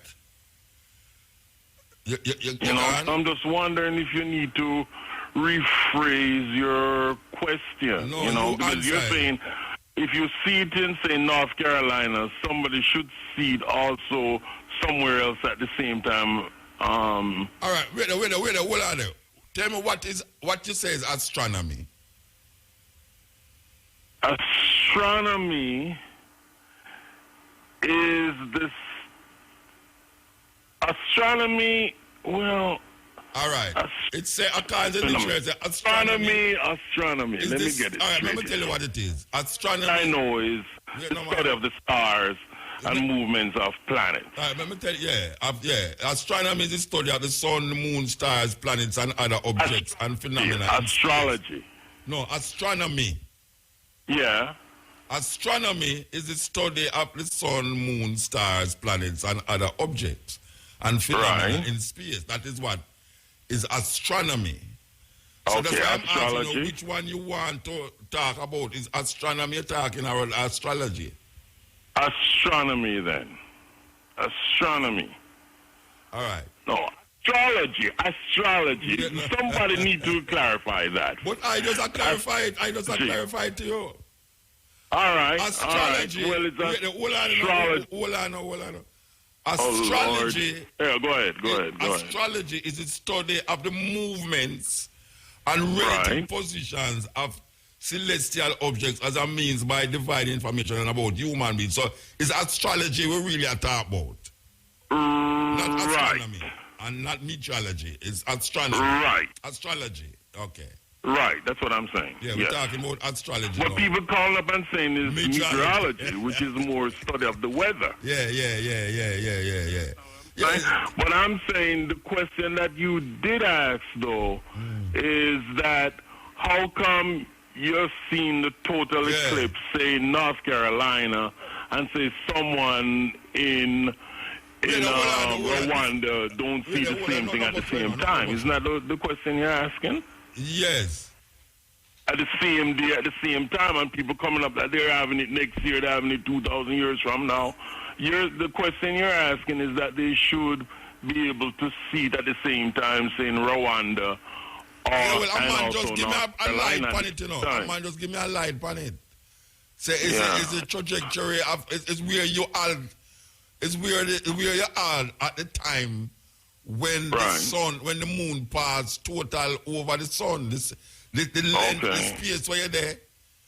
Yeah. Where you is at the time, and also how the earth tilt. The earth tilt on its axis. So when the earth tilt on its axis, the moon will move. Right. There's a time when it's going to come directly inside with the sun, and you have to be at a certain place at a given time to see it. Right. Yes. So. Right. Well, but I don't think most of the listeners, some of the listeners. Yeah, we understand. You have to take time with it. You see, the little school where we are running so in the night, it's for people like me when it's so up there and so bright in these things. You understand? So, I understand, I understand, because it's still the University of Mutabaruka. Yeah, but sometimes Mutabaruka needs some teaching too. You understand? Well, we're always still learning, as they say. Yeah. But I'm glad say the listeners them take interest tonight, and it also mean that people are going to go up on them computer and see it, and that lead to more information. Yes, there's nothing wrong with that, man. I'm always learning something new every day, every second. Yeah, man. So give thanks. And I really like the music. And also continue giving the name of the music. Yes, all right, sir. Sometimes I can't find it on, what's the thing I use? Goodness gracious. Shazam, man. Shazam. Yeah. Shazam. Yeah. That's what I use sometimes. I can't get it. You have some old music there, boy, that sometimes I can't even find it on Shazam. Okay, sir. Well, but, keep moving, keep doing what you're doing, and happy whatever to you. I mean, goodness to you and your family, all right? Give thanks, brethren. Give thanks. All right, take care. There's a whole heap of people tuning in New York. May I tell you, I'm still a continue the journey. Listen. We have an obligation to every last victim of this illegal aggression because all of this carnage has been done in our name. Since World War II, 90% of the casualties of war are unarmed civilians, a third of them children. Our victims have done nothing to us. From Palestine to Afghanistan to Iraq to Somalia to wherever our next target may be, their murders are not collateral damage. They are the nature of modern warfare. They don't hate us because of our freedoms. They hate us because every day we are funding and committing crimes against humanity. The so-called war on terror is a cover for our military aggression to gain control of the resources of Western Asia.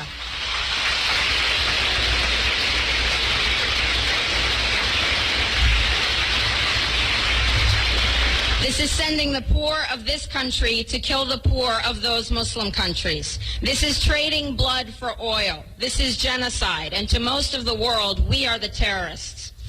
In these times, remaining silent on our responsibility to the world and its future is criminal. And in light of our complicity in the supreme crimes against humanity in Iraq and Afghanistan and ongoing violations of the UN Charter and international law, how dare any American criticize the actions of legitimate resistance to illegal occupation?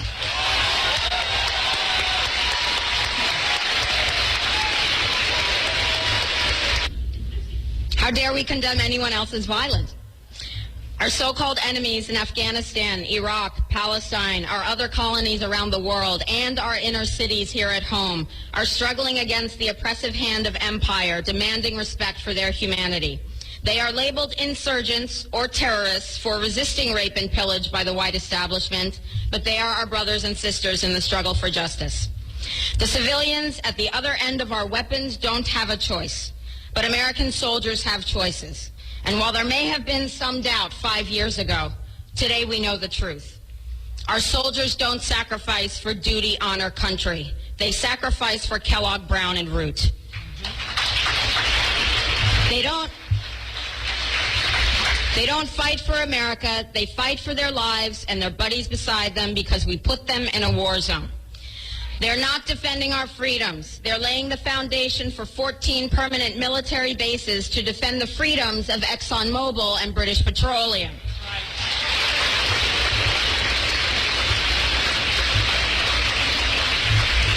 They're not establishing democracy. They're establishing the basis for an economic occupation to continue after the military occupation has ended. Iraqi society today, thanks to American help, is defined by house raids, death squads, checkpoints, detentions, curfews, blood in the streets, and constant violence. We must dare to speak out in support of the Iraqi people who resist and endure the horrific existence we brought upon them through our bloodthirsty imperial crusade. We must dare to speak out in support of those American war resistors, the real military heroes who uphold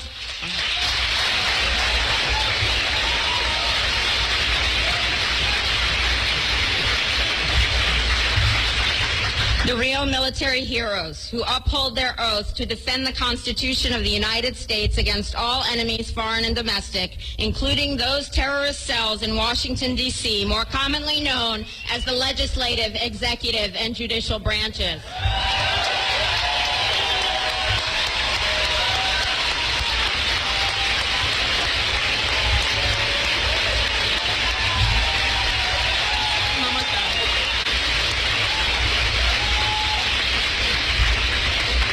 I close with a quote from Frederick Douglass, but if you want more information, please visit my website at liberatethis.com.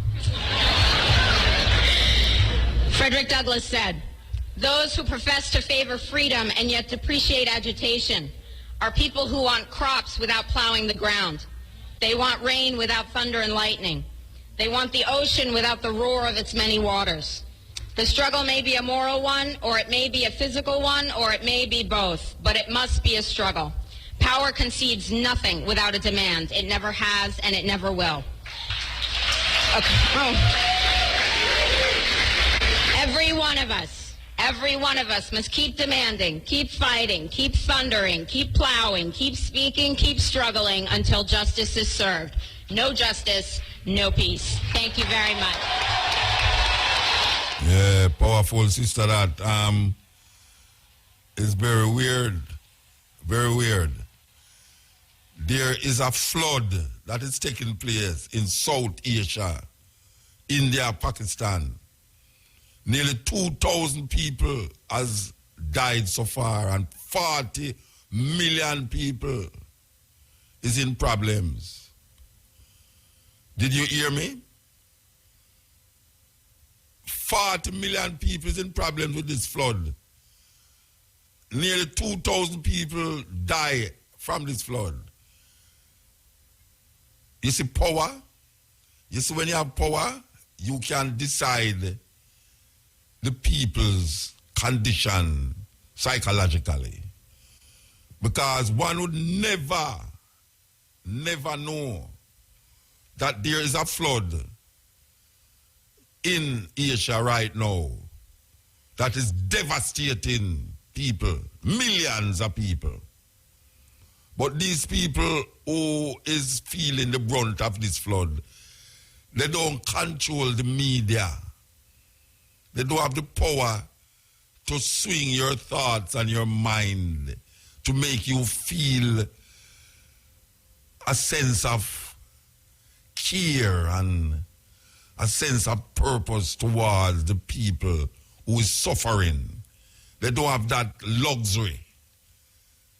So those who have that luxury of implanting and instilling thinking and thoughts in your mind will make you feel that the worst thing that is happening in the world right now is that flood in Texas. The worst thing that is happening right now is that flood in Texas. How much have you heard? How much have you heard that the flood in Bangladesh, parts of India, right in Asia, that's all. How many of you heard that 40 million people is in problems right now? And nearly 2,000 people have died so far. That is why them fine already. We is far from that. And those people over there don't control your media to propagate it in your consciousness so that you will feel so downtrodden, like it will become like it's you feeling it. Yes, it's like it's you feeling it. You know, America have a thing named the World Series, and it's only American take part in it. Yes, the World Series, and it's only America take part in it. That is the arrogance of this thing. One would believe that when you say world, it would include other people. Like when you say the World Cup. When other people say the World Cup, you know, you have nations and nations and nations taking part in the World Cup.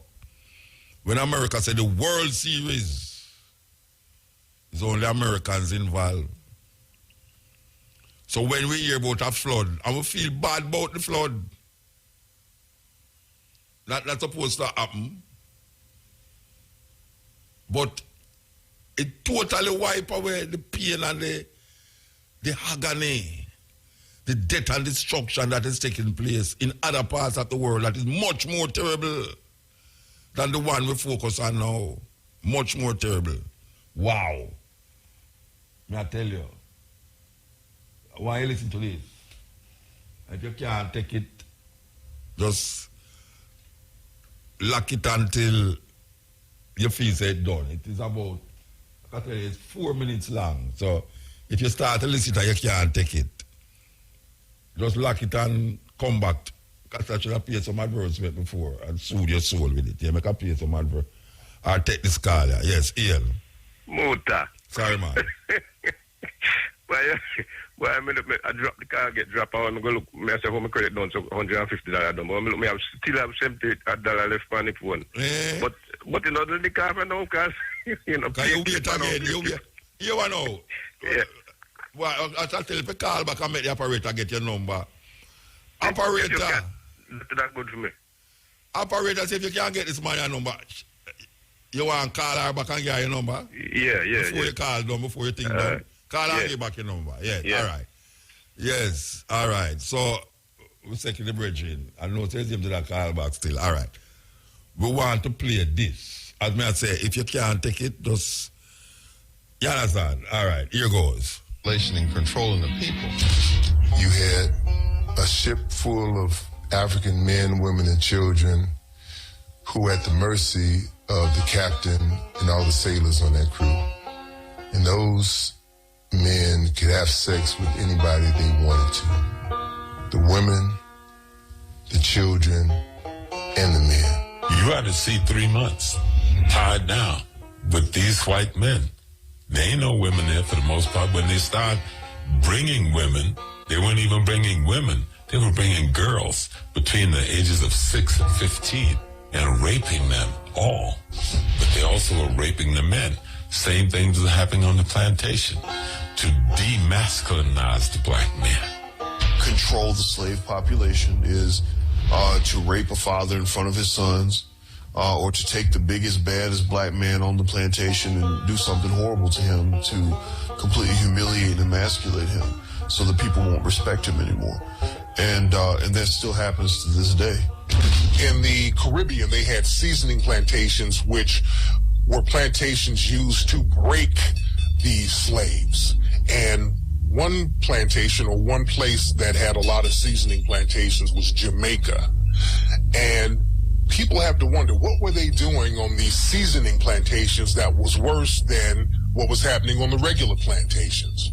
Well, one thing that they were doing on these plantations, especially in Jamaica, they were doing a process called buck breaking, where the white supremacist slave owner or the white supremacist overseer would literally rape black men in front of the whole black population in order to break his spirit, in order to break him down as a man, in order to show dominance against him, in order to show the rest of the black population that this is not your leader. I just made your leader submit to me sexually. And this happened a lot in Jamaica. This is why homosexuality is so looked down upon in Jamaican culture today. And it was a way primarily of cutting down those who would rebel. In other words, it was a matter of power and control and domination.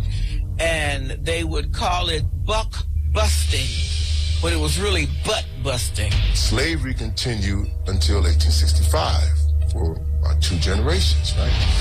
So how do you reconcile that? You can no longer bring in Africans, but you still have the business of slavery, so they still needed Africans to do the work down south, especially after the cotton gin was invented. So you had the creation of breeding farms. 2 of the largest slave breeding farms in the United States were on the eastern shore of Maryland and right outside of Richmond, Virginia. They literally bred black people like cattle. They would have a strong black man have sex with a healthy black woman. That woman could be his mother, his sister, his aunt, his cousin. It didn't matter, because the end product was produce a child that I can sell, bodies that I can sell and ship down to Mississippi, Alabama, Georgia, South Carolina, North Carolina. It was a business. We had breeding farms in the United States that would put one person from one plantation against another. We even had a system where if you were a breeder, male on one plantation, and a female on another plantation, or even on the same plantation, even if you were mother and son, they would mate you. And so I tell a lot of my patients and a lot of my friends, you got to stop using the MF word, because that was a description of what actually happened when the paper bag would go over the head to put one breeder against another when they were related. Wow. Can't say nothing. This is the cutting edge. Yes, El. El? Yeah. Yeah, blessed. Yes, Smooth. Sorry about that. I don't know. Should I put you the car and they play the tapes of the kind of. I don't know. Drift off, you know? You hear the tape? You hear it? Yeah, man, make it a peace sides, you know? So you know, man? And I give thanks one more program, you know? I never see you down here, though. I never see you. Well, Virgin, no forward with him, have some vehicle problem, you know? Okay. But me hear the discussion, as it seems to touch on that, me can just... Me hear the discussion last week, where you have to go over in a Matrix program. With the litter thing, you know? Not your thing, yeah. Not your Jamaica thing, yeah. Yeah, and I say, always... We use a principle from when we at school, right? When some of the time, youth will go to school over the years. Some of the time, our teacher will respond to our class. But I say, here I'm student. We are going to kind of go up at the office with that. We have a little meeting thing.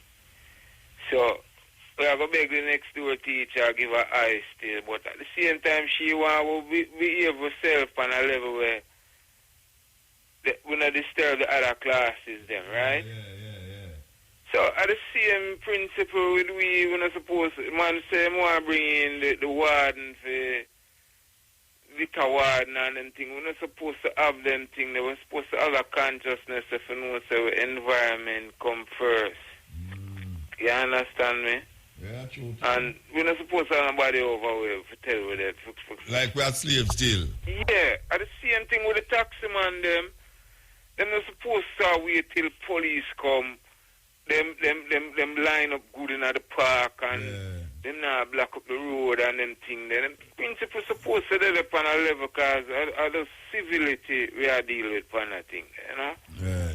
But I just want to touch upon the first tape where you play a motor with the Depo Povera. You mean, and you remember one time we have a discussion. You mean about the bowl, which one? Contraceptive drug, when the Israeli them get the Ethiopian them. Yeah. And they make a point, say, them big drug company continue to flourish after this whole heap of lawsuit and whole heap of settlement and all of them things there. And them tell you, say, a big business. So when you carry them go court and you get a 6 mil or you get a 10 mil, that come like, I don't want to use that term, I'm going to use it, collateral damage to them, you know? Yeah, man. So it's a big, huge business for them. And the part that strike me to when them use the point and say, right, I know, when them lose certain cases in a certain country, them kind of spread them wings to the poorer country. Yeah. Where I say Jamaica fall in that category. Yeah, the poorer the better for them. In investor-friendly countries, you know? Yeah. That's why them have to connect with certain political politicians and banks and businesses that them can keep the country a certain way for maintain them presence in there with them pharmaceuticals and them pharmaceuticals. Yeah, I don't know, like the truth is that the thing connected. Because me I listen to all the ad on the radio, I run regular with this lady that talk about HIV and how you have to take your meds, and the lady say you don't want to look good every day. So that's a part of the whole regime, you know, where they might try to punch it in your brain to take your medication every day, you know. Take your medication every day, you know. And all of them things, you know. Yeah, but the reality is that if you don't take it, you're good at dead. I tell you too. But the thing is this, you know, Muta. Now for the time, enough people understand, so the body design a way where it heal itself, you know. I just you have to just know your body to that level there and help it. You see me I say? Yeah. You people know say boy smoking no good, and them say, sure, me just burn a one spliff or burn a one cigarette. And you know that not really do me nothing, but I just say it starts from the one spliff and the one cigarette. Yes, so you have to help your body heal itself, guys. No, for the time, medication can do so much and no more. Yeah. which reach a point, because even one time I go to a dentist and I said, boy, dentist, I feel a pain and take the painkiller, and the man just use a little illustration. Him say, the pain is this high, but the medication can only reach halfway, which part of the pain reach. So you have to draw out the teeth them time there, you understand me? I say. But the system we play the thing about the war thing a while ago. It reminds me back in the day, I don't want to go back too far, but at the time of the second Iraq war there. I tell you, it was a beacon them time there, because we look forward to it every Wednesday, bro. Them time we are listening, because the internet never so widespread time. And you are monitor your international thing, I make you know, because with Hans Blix, him talk about them find a smoking gun, and with all of that, the war still go and see me. And so the 16 I talk about the checkpoints, this and that. The country mash up, see me, because at the aisle greed, the people them want run in for the people them aisle. And that's how the end result of what takes place now. Them kill Saddam, give rise to ISIL, and now they have to kill ISIL, now, which is really terrible, because ISIL now spread its pangs all over the world. Yeah, and when you talk them thing there, it's like sometimes some people have it as a conspiracy thing, but some of the time the things are plain, you're not supposed to think them way there. And you're not going to get it on the regular news. No, then wait there. A whole heap of things we have said over the years. I just know it become main news, Whole heap of things we did say from them time. I just know people just see it say, but this thing really happen for you. Look there. You understand? I see what you talk about now with this flooding thing. We can always go back to YouTube, because 2 meter old and thing, I never listen to one the point where they make about the flooding and the media. No, what I say is, you hear about the flooding in Bangladesh and India and them places? You hear about it? No, right? You just highlight that to me. Well, let me tell you. As of today, when I get the news, it was about 1,200 people dead, and 40 million people is at risk with this flood. You know about that, but every minute you turn on the TV, and everything you turn on Jamaican radio, you hear people sell condolence to that, and you hear people... Yeah, I'm say to my sister, and I say, well, if that thing happen in Jamaica, if the people are so sympathetic on that level, but you see, it wouldn't depend CNN and BBC and all them people like how it depend. No, if it was Jamaica, you would have to see something about it, but not as frequent as how you see it now. But no, what the problem with that, is that when them show it, it affects people emotionally and psychologically outside America more than when it happened to we. I say you have all the news reporters, them put on them raincoat and them gone on the boat and with them people them are rescuing.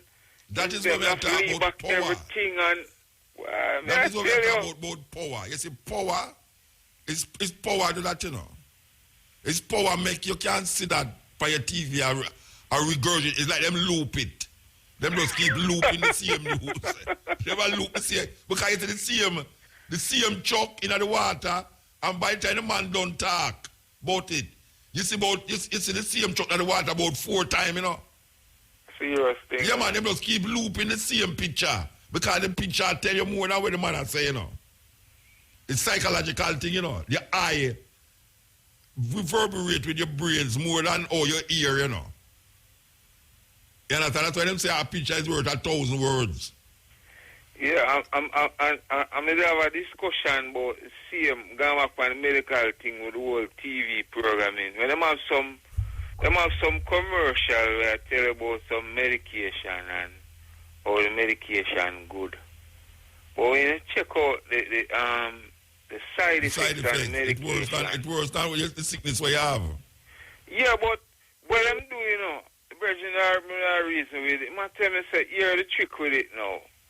You see when them tell you the side effects them, and the picture them are put to you, you know, cause you're not listening, you know. Them not show you the side effects them like you would have say somebody gone and want emergency room because of the side effect. You see them, you see the old people them play with them grand picnic. Yeah, because play with them dog. Meanwhile, them read out the side effects. Them, yeah. You just ignore the side effects. A true thing. What your eye see is not what them say. Because after them take like 50 seconds to tell you the goodness of the tablet. And then take another 50 seconds to tell you the badness of the tablet. But there's nothing bad when your eye see. You can't behold nothing bad.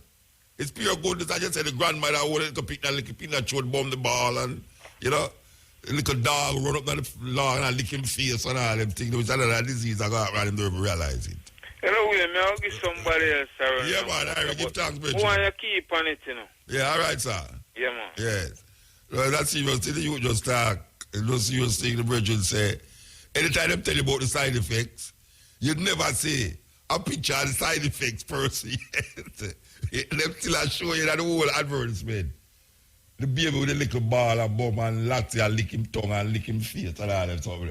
Why I tell you? Sir. Yes. Yes, Muta. Blessed man. Yes, Muta. Why you listen to the program?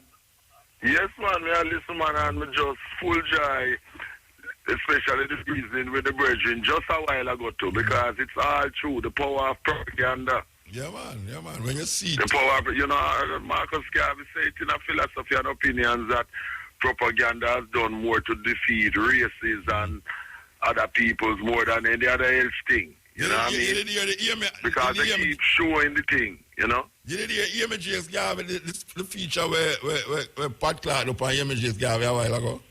Not a while ago. No, I missed that. But it's talking about the same propaganda type of thing? No, it's a gear history of, in a 5 minutes, it a talk about Amy Jacques-Garvey. Last week she mentioned Amy Jacques-Garvey.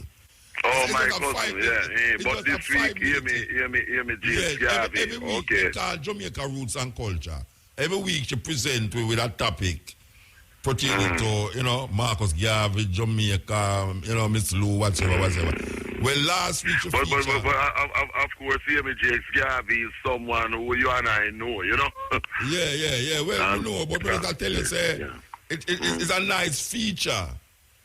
Because people start to gravitate towards it now because of how she presented. How she presented, okay. Yeah. I must ensure that I get to hear it. Well, what I'll do, I definitely get to listen the earlier part of the program and listen to it then, you know, for real, you know. But talking about Amy Jacques-Garvey, I remember that with same propaganda thing. When she used to write to the Gleaner, letter to the editor, at the time it was Theodore Seeley by North Street there. And before that, when Gleaner was at Harbour Street. And to counteract the lies that the Gleaner used to put out about her husband, Marcus Garvey, and thing. And Theodore Seeley never used to publish it. And when she complained, say, you know, you're publishing these things and you have other people writing things what you publish, telling lies about my husband, you know, in the Gleaner and so. And when I write to expose the lies and that type of thing, you don't publish it. And Amy Jacques-Garvey told me that Theodore Seeley, the Gleaner editor, you know, their policy answer was that, well, if she wants her what she has to say about her husband, Marcus Garvey, to be written, she must get her own paper. Yes, she must get her own paper, so it goes to show, you know. So this is why Marcus Garvey, you know, established his own paper and thing, because when you don't have your own paper, it's like you, with what you are doing on Cutting Edge. If you never had that platform, people like you and I and others would not be able, our voices would not be heard. But not only that, it has allowed, what happened is that she published one of the greatest books ever, which was the Philosophy and Opinions of Marcus Garvey, Volume 1, 2, and 3. Precisely, also Africa for the Africans. Exactly. Yes. And is in line with the self-reliance, as Marcus Garvey had instructed her to publish that, to give what he was really about in terms of his ideology. Because a lot of lies were being told, and Marcus Garvey put out that Philosophy and Opinions, the Black Prince solution, so one and all could see what he was saying and what he was doing to counteract the lies. And up to today, even though he's Jamaica's first national hero and the most well-known Pan-Africanist in history, we still don't have the Philosophy and Opinions of Marcus Garvey in the school system in Jamaica. Still, deliberately. And this must be done. This must be done. And the next thing that you mentioned too about the reason why homosexuality in Jamaica and elsewhere in the African world is looked down so much on is that it was used by the racists as a way to break the resistance and spirit of our African men. Yeah, that's not the clip that I talk about, but I want to tell you so there's a longer argument as it relates to that. I have heard you played that before, you know, more than one time, I'm sure. Yes, so it goes to show. So sometime when you hear the homosexual brigade, homosexual mafia saying, oh, people, nothing is wrong with homosexuality and things. You see, they're not talking about the historical record where homosexuality was used as a weapon to break the spirit and resistance of our people. You know, and remember, not only our African fathers, men and so were raped, but little boys too. Where is that them I show you? And little girls were raped also too. So the whole pedophilia thing and the incest whereby they made, you know, the paper bag over the face. That you don't know is who of sons having sex with their mothers, yes. That you don't know is who you sleep with. Yeah. Exactly. I mean, vicious, and we will not let up, and then they come with rubbish about so-called homophobia. Phobia means fear.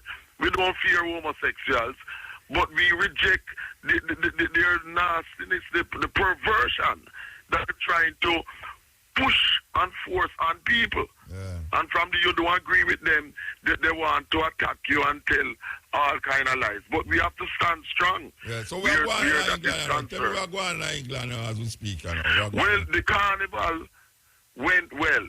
Because as usual, again, the racists never wanted the Nottingham Gate Carnival to take place, saying too much crime and that type of thing. Yet they don't talk about the crime and the drug taking at Glastonbury and other of these European festivals, and also the violence, crime at football matches and that type of thing. And this year, about a third of the police force for London was brought out. They have about 31,000, and they had out up 50% and about 9,000 at Nottingham Gate Carnival. Carnival Sunday, Carnival Monday. I mean, I was there both days to observe for myself. And what they're doing too, they're trying to frustrate people by them making the area smaller and smaller for people to go about by blocking off even more streets in Ladbroke Grove. Deliberate is a form of what they call kettling. You know? Squeezing up the amount of people to make it more restricted for people to be fed up. Like, you'll be one place and you just want to go over there. And they say, no, they barricade it. You have to go all the way round some long circuitous way to get to a place which you're standing right in front of. Deliberately closing off more and more streets. It's a deliberate tactic because they're trying to kill the carnival. And they're upset because the arrest rate was down from last year.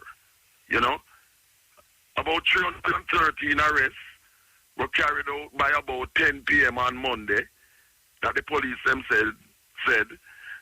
And when you compare to the arrest at Glastonbury that took place earlier, percentage-wise, less of this took place at Carnival than at Glastonbury, which is a totally European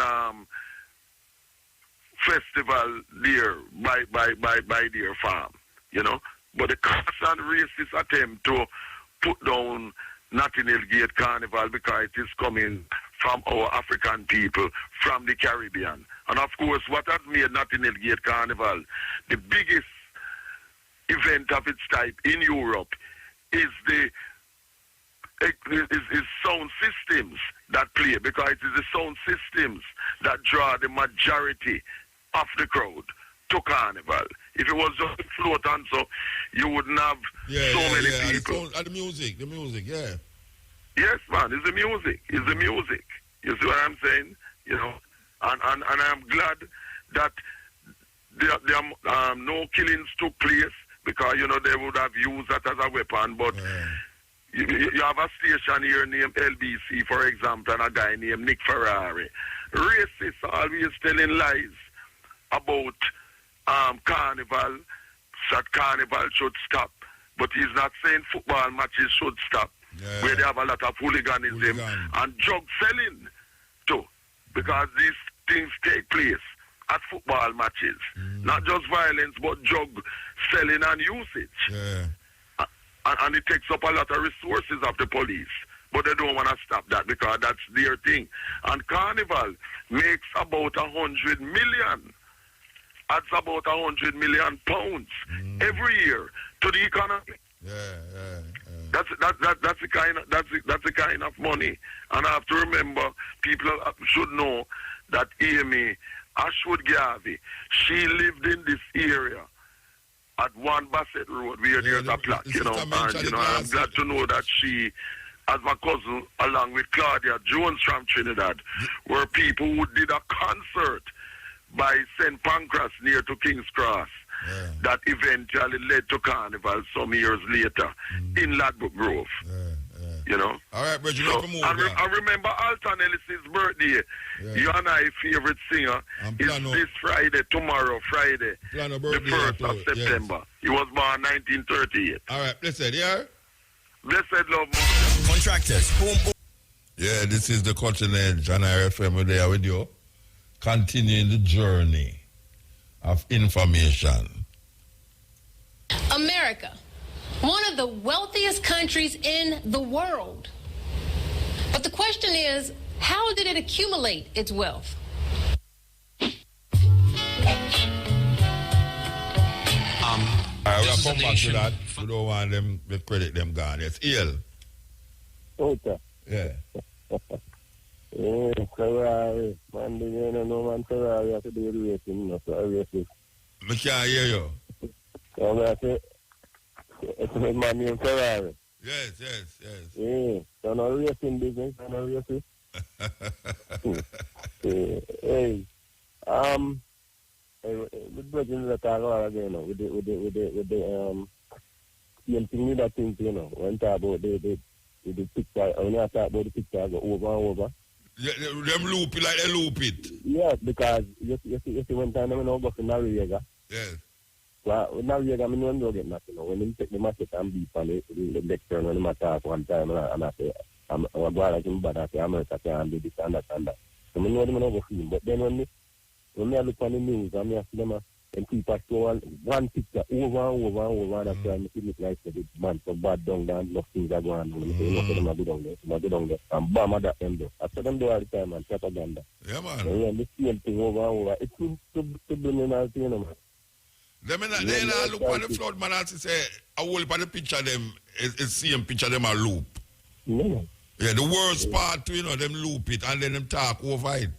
And the Virgin just mentioned something was a key, that when them a show you a tablet or something, a medicine, and them say, it's good for you.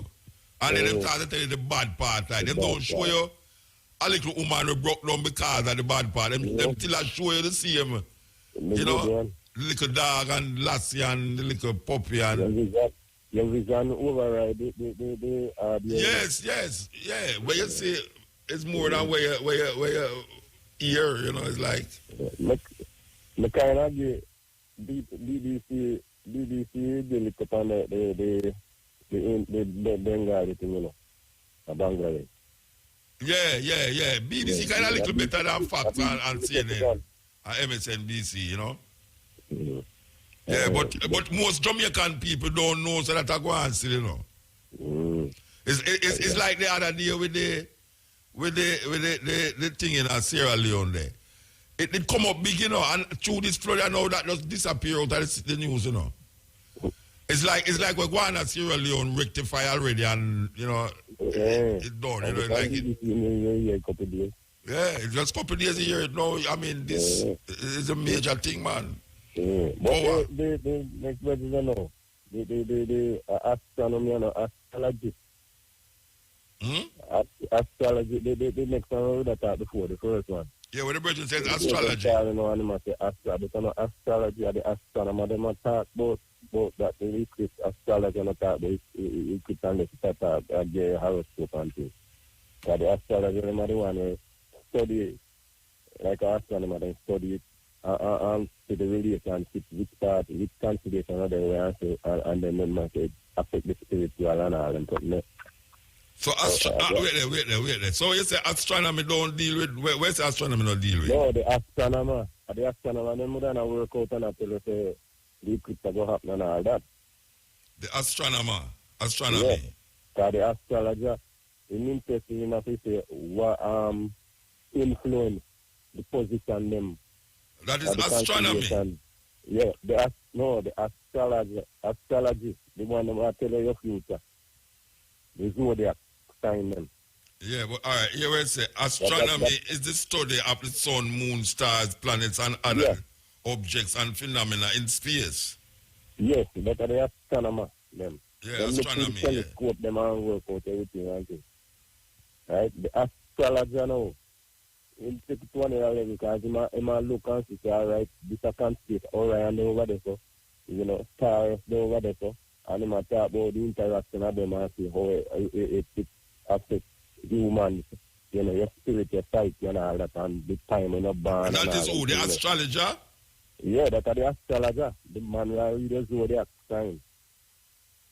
Yeah. You know, that them deal with mostly, but with the eclipse and all them something over there, the astronomer, them, they don't tell you.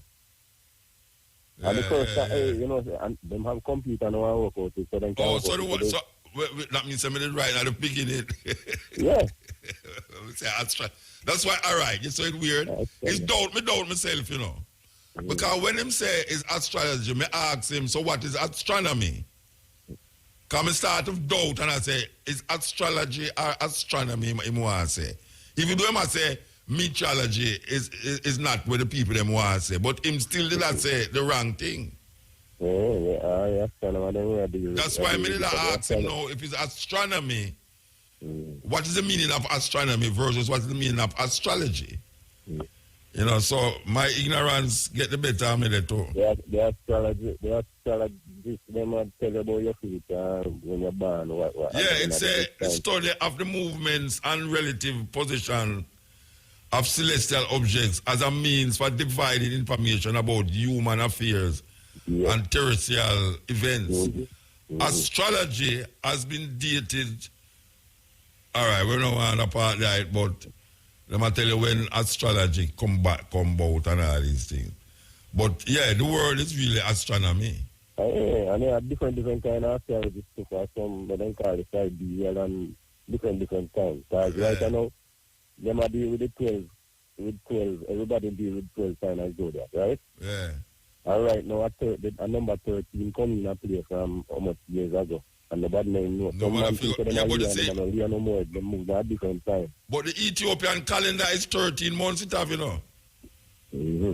Ethiopian calendar have 13 months. But the month different one. The sign that we're not talking about. When you look up in the sky, you can, if you have one book, one of the book, the astronomical book, you can mark out the star, man, you see the animal that we're not talking about. Yeah, that is when the door can them the door. Yeah. everybody, you know, everybody can look on the big dip and the little dip and it really look like one lady put your spoon in your second. Yeah. And with the Orion there, you don't know some of the people who could use, you can see the hunter, you can see there to the sword hang down and the arrow. The arrow point, I know the arrow point, and you say, what you look whether you can tie up to the bull. And you can see it. Understand? Yeah. But you know, you got to stop at 12 times and do it, but the rotation now, the next consideration is number 13. Yeah, but when I say, that would connect with why some people said 13 instead of 12, because the same, there is a connection me I talk about now, that would have a connection. Oh, the month? Well, the 12, the 13 month instead of the 12 month, instead of the 13 sign, the 13 what you just talk about. Oh, actually, the 13 signs, then what you just talk about. Wouldn't that relate to the 13 months? Like how they have 12 zodiac because of 12 months? I don't think I was because of 12 months, but I'm not 100% sure. I don't know quote the panel, but I don't think so. But no, the 12 months, all right, wait, hold on, let me figure it, because if you're born between January and December, there's a sign in the zodiac that represents your month. Eh? Yeah, that's a rule another time. Yeah, so it would have, well, the zodiac, then what I say is that when them study the stars, them realize each month connected to one of the stars, them. And it deal with your character, your personality, depending on when you're born in the month. So really and truly now, the sign have something to do with month because you can't born outside of a month. Logic. Yeah, you can't born outside of a month. That's why when we come now, when you say them find now something outside of the 12, and you find a 13th one now. Me I figure say, but Ethiopia, they don't have 13 months, so maybe them did see the thing already. No, but yeah, more than 13 cancellation, I will put cancellation, but you from up this side, because when you're up in the north, you read it. If you go way down tip of South America, Antarctica. In Brazil and all them places. A different set of stars you have seen. Yeah. They have different constellations, but the thing is, like people, then it's the one that all them ancient people there, didn't know them, study them and know the whole heap of them, because some of them not seeing them, see them for 20,000 years. You understand? No matter how they know them. Like the Dogons. And the Egyptian them. And the Egyptian them and but the Dogon them scare the world scientists them with the knowledge where them have. Them and the millions too. But out there, you know, and and the people from what them call it, Mauritania. The what them call the people them again? It starts with S. Right. Mauritania. Not Mauritania. Oh, not Mauritania, sorry. In Mesopotamia. Sumerians. The Sumerians. The Sumerians' knowledge did really baffle a whole heap of scientists, how them know the thing them. To the point where now white people start say, it's alien, give them the knowledge rather than them sitting at them experience. You know, it's like old people know say you must plant certain food at a certain time when the moon shine. It's not like say some extraterrestrial being tell them about it. It's through experience. Them gain the wisdom of that. You know, a man go and realize when him plant that thing, but him go do it at the moonshine. And then realize when him chop the bamboo in the moonshine, it take a weevil. And then one time him say, you know what I'm going to do? I'm going to go there when the moon not shine. Not that him knows the moon had caused it, you know. But him just accidentally maybe go there when the moon not shine and go chop it. And realize that it's the bamboo when I'm chopping at the dark night hold up better than the one when I'm chopping at the moonshine. I'm back now then when the memory start, you know. Yes. You remember where they went to you mean, of course, that them not have nothing to think upon. Them have to think upon nature. You know, just, you know, and some of them, get an inspiration, I think just come to them and I say, let me try. Make you try it, yes. And inspiration. Like just link them right away, that's all, yeah. So that you can get inspiration with medicine to use, with boost to use. Well, one of my brethren did a reason this weekend about extraterrestrial beings and, the pyramids and who build them and the Dogon people. And the argument is that white people always don't want to give credence to other set of people's accomplishment. Them prefer to give it over to some extraterrestrial or some divine power rather than feel, say, a man can sit down in a what them call primitive environment and figure out something because him they're so near to nature. And nature is where guide him and feed him and things. So he have to observe the things them. And when him observe them, he realize about this connect to that, therefore, he might do it according to that, like him plant certain food in a certain time. If you don't connect to nature, you can't know that. And when these people come with them concrete and steel, and them can't figure out how the pyramid them build, and them can't figure out how the Dogon people them think. Even the Dogon people them will come see this knowledge, start to feel say it's some other things. Give them the knowledge, Because other people are trying to convince them like that. Yes, because sometimes your grandmother want to convince you too. So, then you don't take the Bible, this is Bible, and just like how you say, the ancestor business. If they talk about them, St. Peter, St. Paul, and all that, and Jesus. Yeah.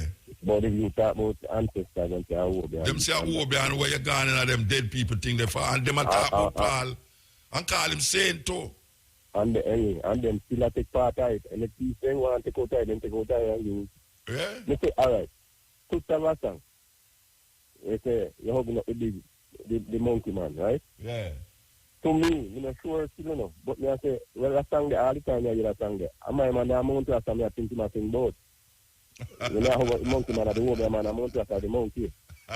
You remember that man there? Oh, we don't tired of you. I only heard that you. Okay, when I say, I have the monkey man, I come here, I think, but yes, in that, I come in and take that same rhythm and everything, and the melody and everything, and do running from the preacher man. Yeah. 1960 and things. Them always take something out of them called pagan and living in them Christianity. And I because most of them story them as come out of Samaria. I see Samaritans them story. I kind of hold, but everybody when me to school me have to learn the beatitude. And seeing the multitude who went up into the mountain. Now when you were set, you start seeing a team and you open the mountain. Everybody learning, yeah. You know, and you blessed this, blessed that. And then we find out, say, I plagiarize that. Yeah. So they find tablets out of Samaria where multiply so years before him come. Then they write. Yeah. And all them things there. You understand? Yeah. Give thanks, brethren. Fine then. All right. All right, give thanks. I'll keep your number. Yeah, man. All right. Two of them in cars. Two of them again? Yeah, because when they come on the first one, something else going on. Some of the other one, but that one I know me have to come out of the house and come up on the road with it. All right. This is the one right now. Where you call from? Yeah? Where you call from? Up now, okay, all right. Give thanks, yeah? Yeah, man. Yes. America, one of the wealthiest countries in the world. But the question is, how did it accumulate its wealth?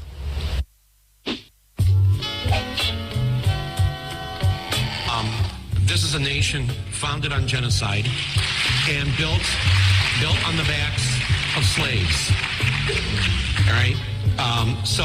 So we started with a racial. Yeah, that is Michael Moore talking. We tried to actually eliminate one entire race, and then we used another race to build this country actually quite quickly as a new country into a world power. This country never would have had the wealth that it had it not had slavery for a couple of 100 years. But I say to white people, look, you didn't do it. They say, yeah, that's right. We didn't have nothing to do with slavery. Yeah. But because of slavery, when you immigrants came here, America was already built with the blood, the sweat of my ancestors. So you got what you got because your fathers gave us what they gave us. One mistake that's often made is showing how the South, the Confederacy, acquired their wealth off of the backs of our ancestors. And even then, it's reduced to just a few slave owners who saw a real benefit. No. Chattel slavery of blacks benefited the South, but just as much it benefited the North and all of America and its many European immigrants. Well, I won't see my longer hair. America's economic structure was propelled by its dominant export sold throughout the world, cotton. This one crop provided over half of all U.S. exports earnings. And by 1840, 60% of the world's cotton was grown, picked, and labored over for free by our ancestors. These plantation owners were raking in money, accumulating great wealth, and never having to pay one dime to their laborers. But the North was just as involved. The North developed a variety of businesses that provided services to the slave South, like textile factories, insurance companies, shippers, and cotton brokers. But it doesn't stop at the slave owner or the businesses that provided the services to the slave system. Banks, yes. Bankers on Wall Street made millions selling goods to the South, along with giving loans and creating banks to finance Southern plantations. And much of this same wealth they still have today. Let me give you some examples. J.P. Morgan and Chase Bank admitted that between the years of 1831 to 1865, two of their predecessor banks, Citizens Bank and Canal Bank in Louisiana, accepted 13,000 slaves as collateral on loans that slave masters defaulted. One of the more successful banking families that built much of their wealth on the slave trade was the Brown family, more commonly known as the Brown Brothers and Harriman Company, which is the oldest and largest private investment bank. The Brown Brothers owned hundreds of slaves. This family dominated the cotton industry. They made a huge fortune by lending millions to Southern planters and cotton brokers. Another portion of their wealth came by renting and the sales of slave ships they sold to slave merchants.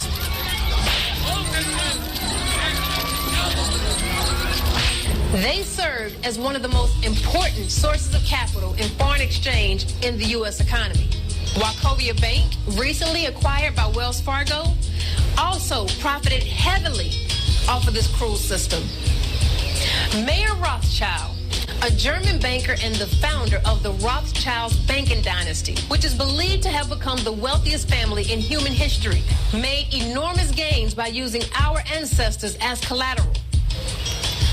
The insurance industry also saw great benefits from slavery. Companies like AIG, Aetna, New York Life were the forerunners in this industry.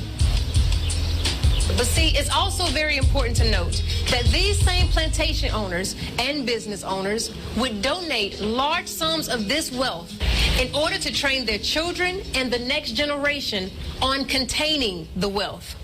For example, Harvard. Harvard was built due to large amounts of money given by Isaac Royal, a plantation owner in the Caribbean islands of Antigua, who made a massive fortune off of his many sugar plantations. Yale was able to build its famous library and establish its prestigious scholarship program. Princeton. By the mid-1700s, many of its students were sons of plantation owners. Brown University, named after the famous slave owner banker, the Brown Brothers. A large portion of this campus was built with slave labor. And these are just a few of the many institutions that was built with slave money. See, these men would be looked at as great businessmen, philanthropists. But in actuality, They were securing the wealth of their future by training and educating the next generation that would take over their plantations and their businesses, and even become government officials responsible for creating laws, regulations, and policies that would keep blacks fighting for human rights and access to this stolen wealth for decades. For decades after slavery, blacks have fought against unequal education, which is a sure way of ensuring wealth disparities. We fought grandfather clauses to prevent us from affecting government in ways that could transfer wealth. Land grants, free land issued from the government that blacks were restricted from. The black codes, housing restrictions, redlining and FDA guarantee loans, predatory bank lending, convict leasing, which utilized black labor but does not transfer the wealth. I wish that I could say that this wealth disparity in America was isolated only in America, but it's not. All the wealth that was generated that helped to make Britain great, so-called, the British Empire, all of this came from enslavement and colonialism and ill-gotten gains. And it links to this modern discussion around inequality and the huge gap between the nations, not only in terms of Britain and Europe, but also the rest of the world, and in particular, Africa and the Caribbean. The truth is, this is the same scenario across every colonized land. Today, as a people, we fight for the Confederate flags to come down.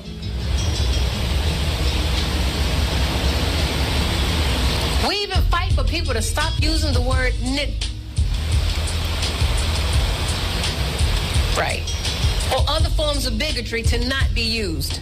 But we've been duped into believing that it's absolutely foolish to continue to fight for reparations.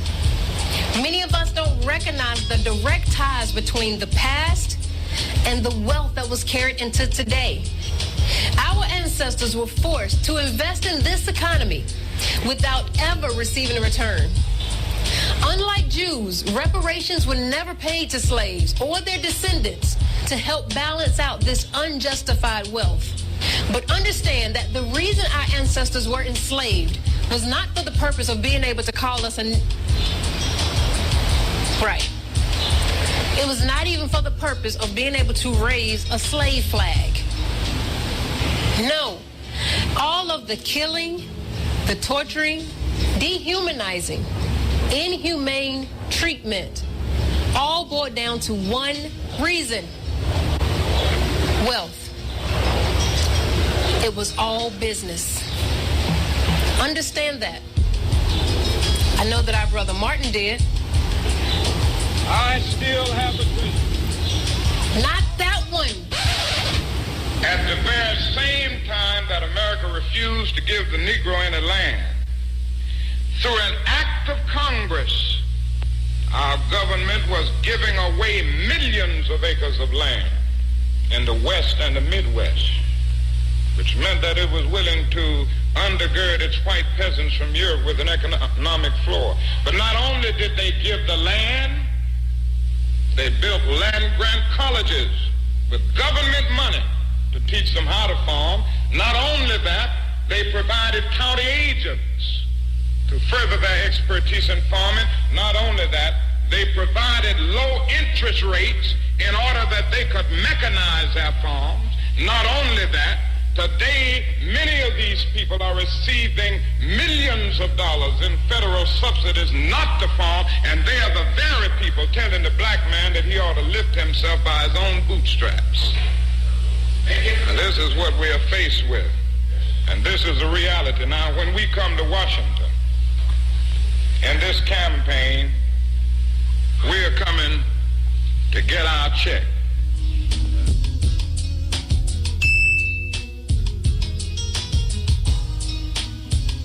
Yes.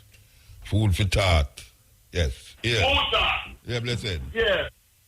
Yeah, Muta. Yes. Muta. Yes. Can you hear me? Yes. Yeah.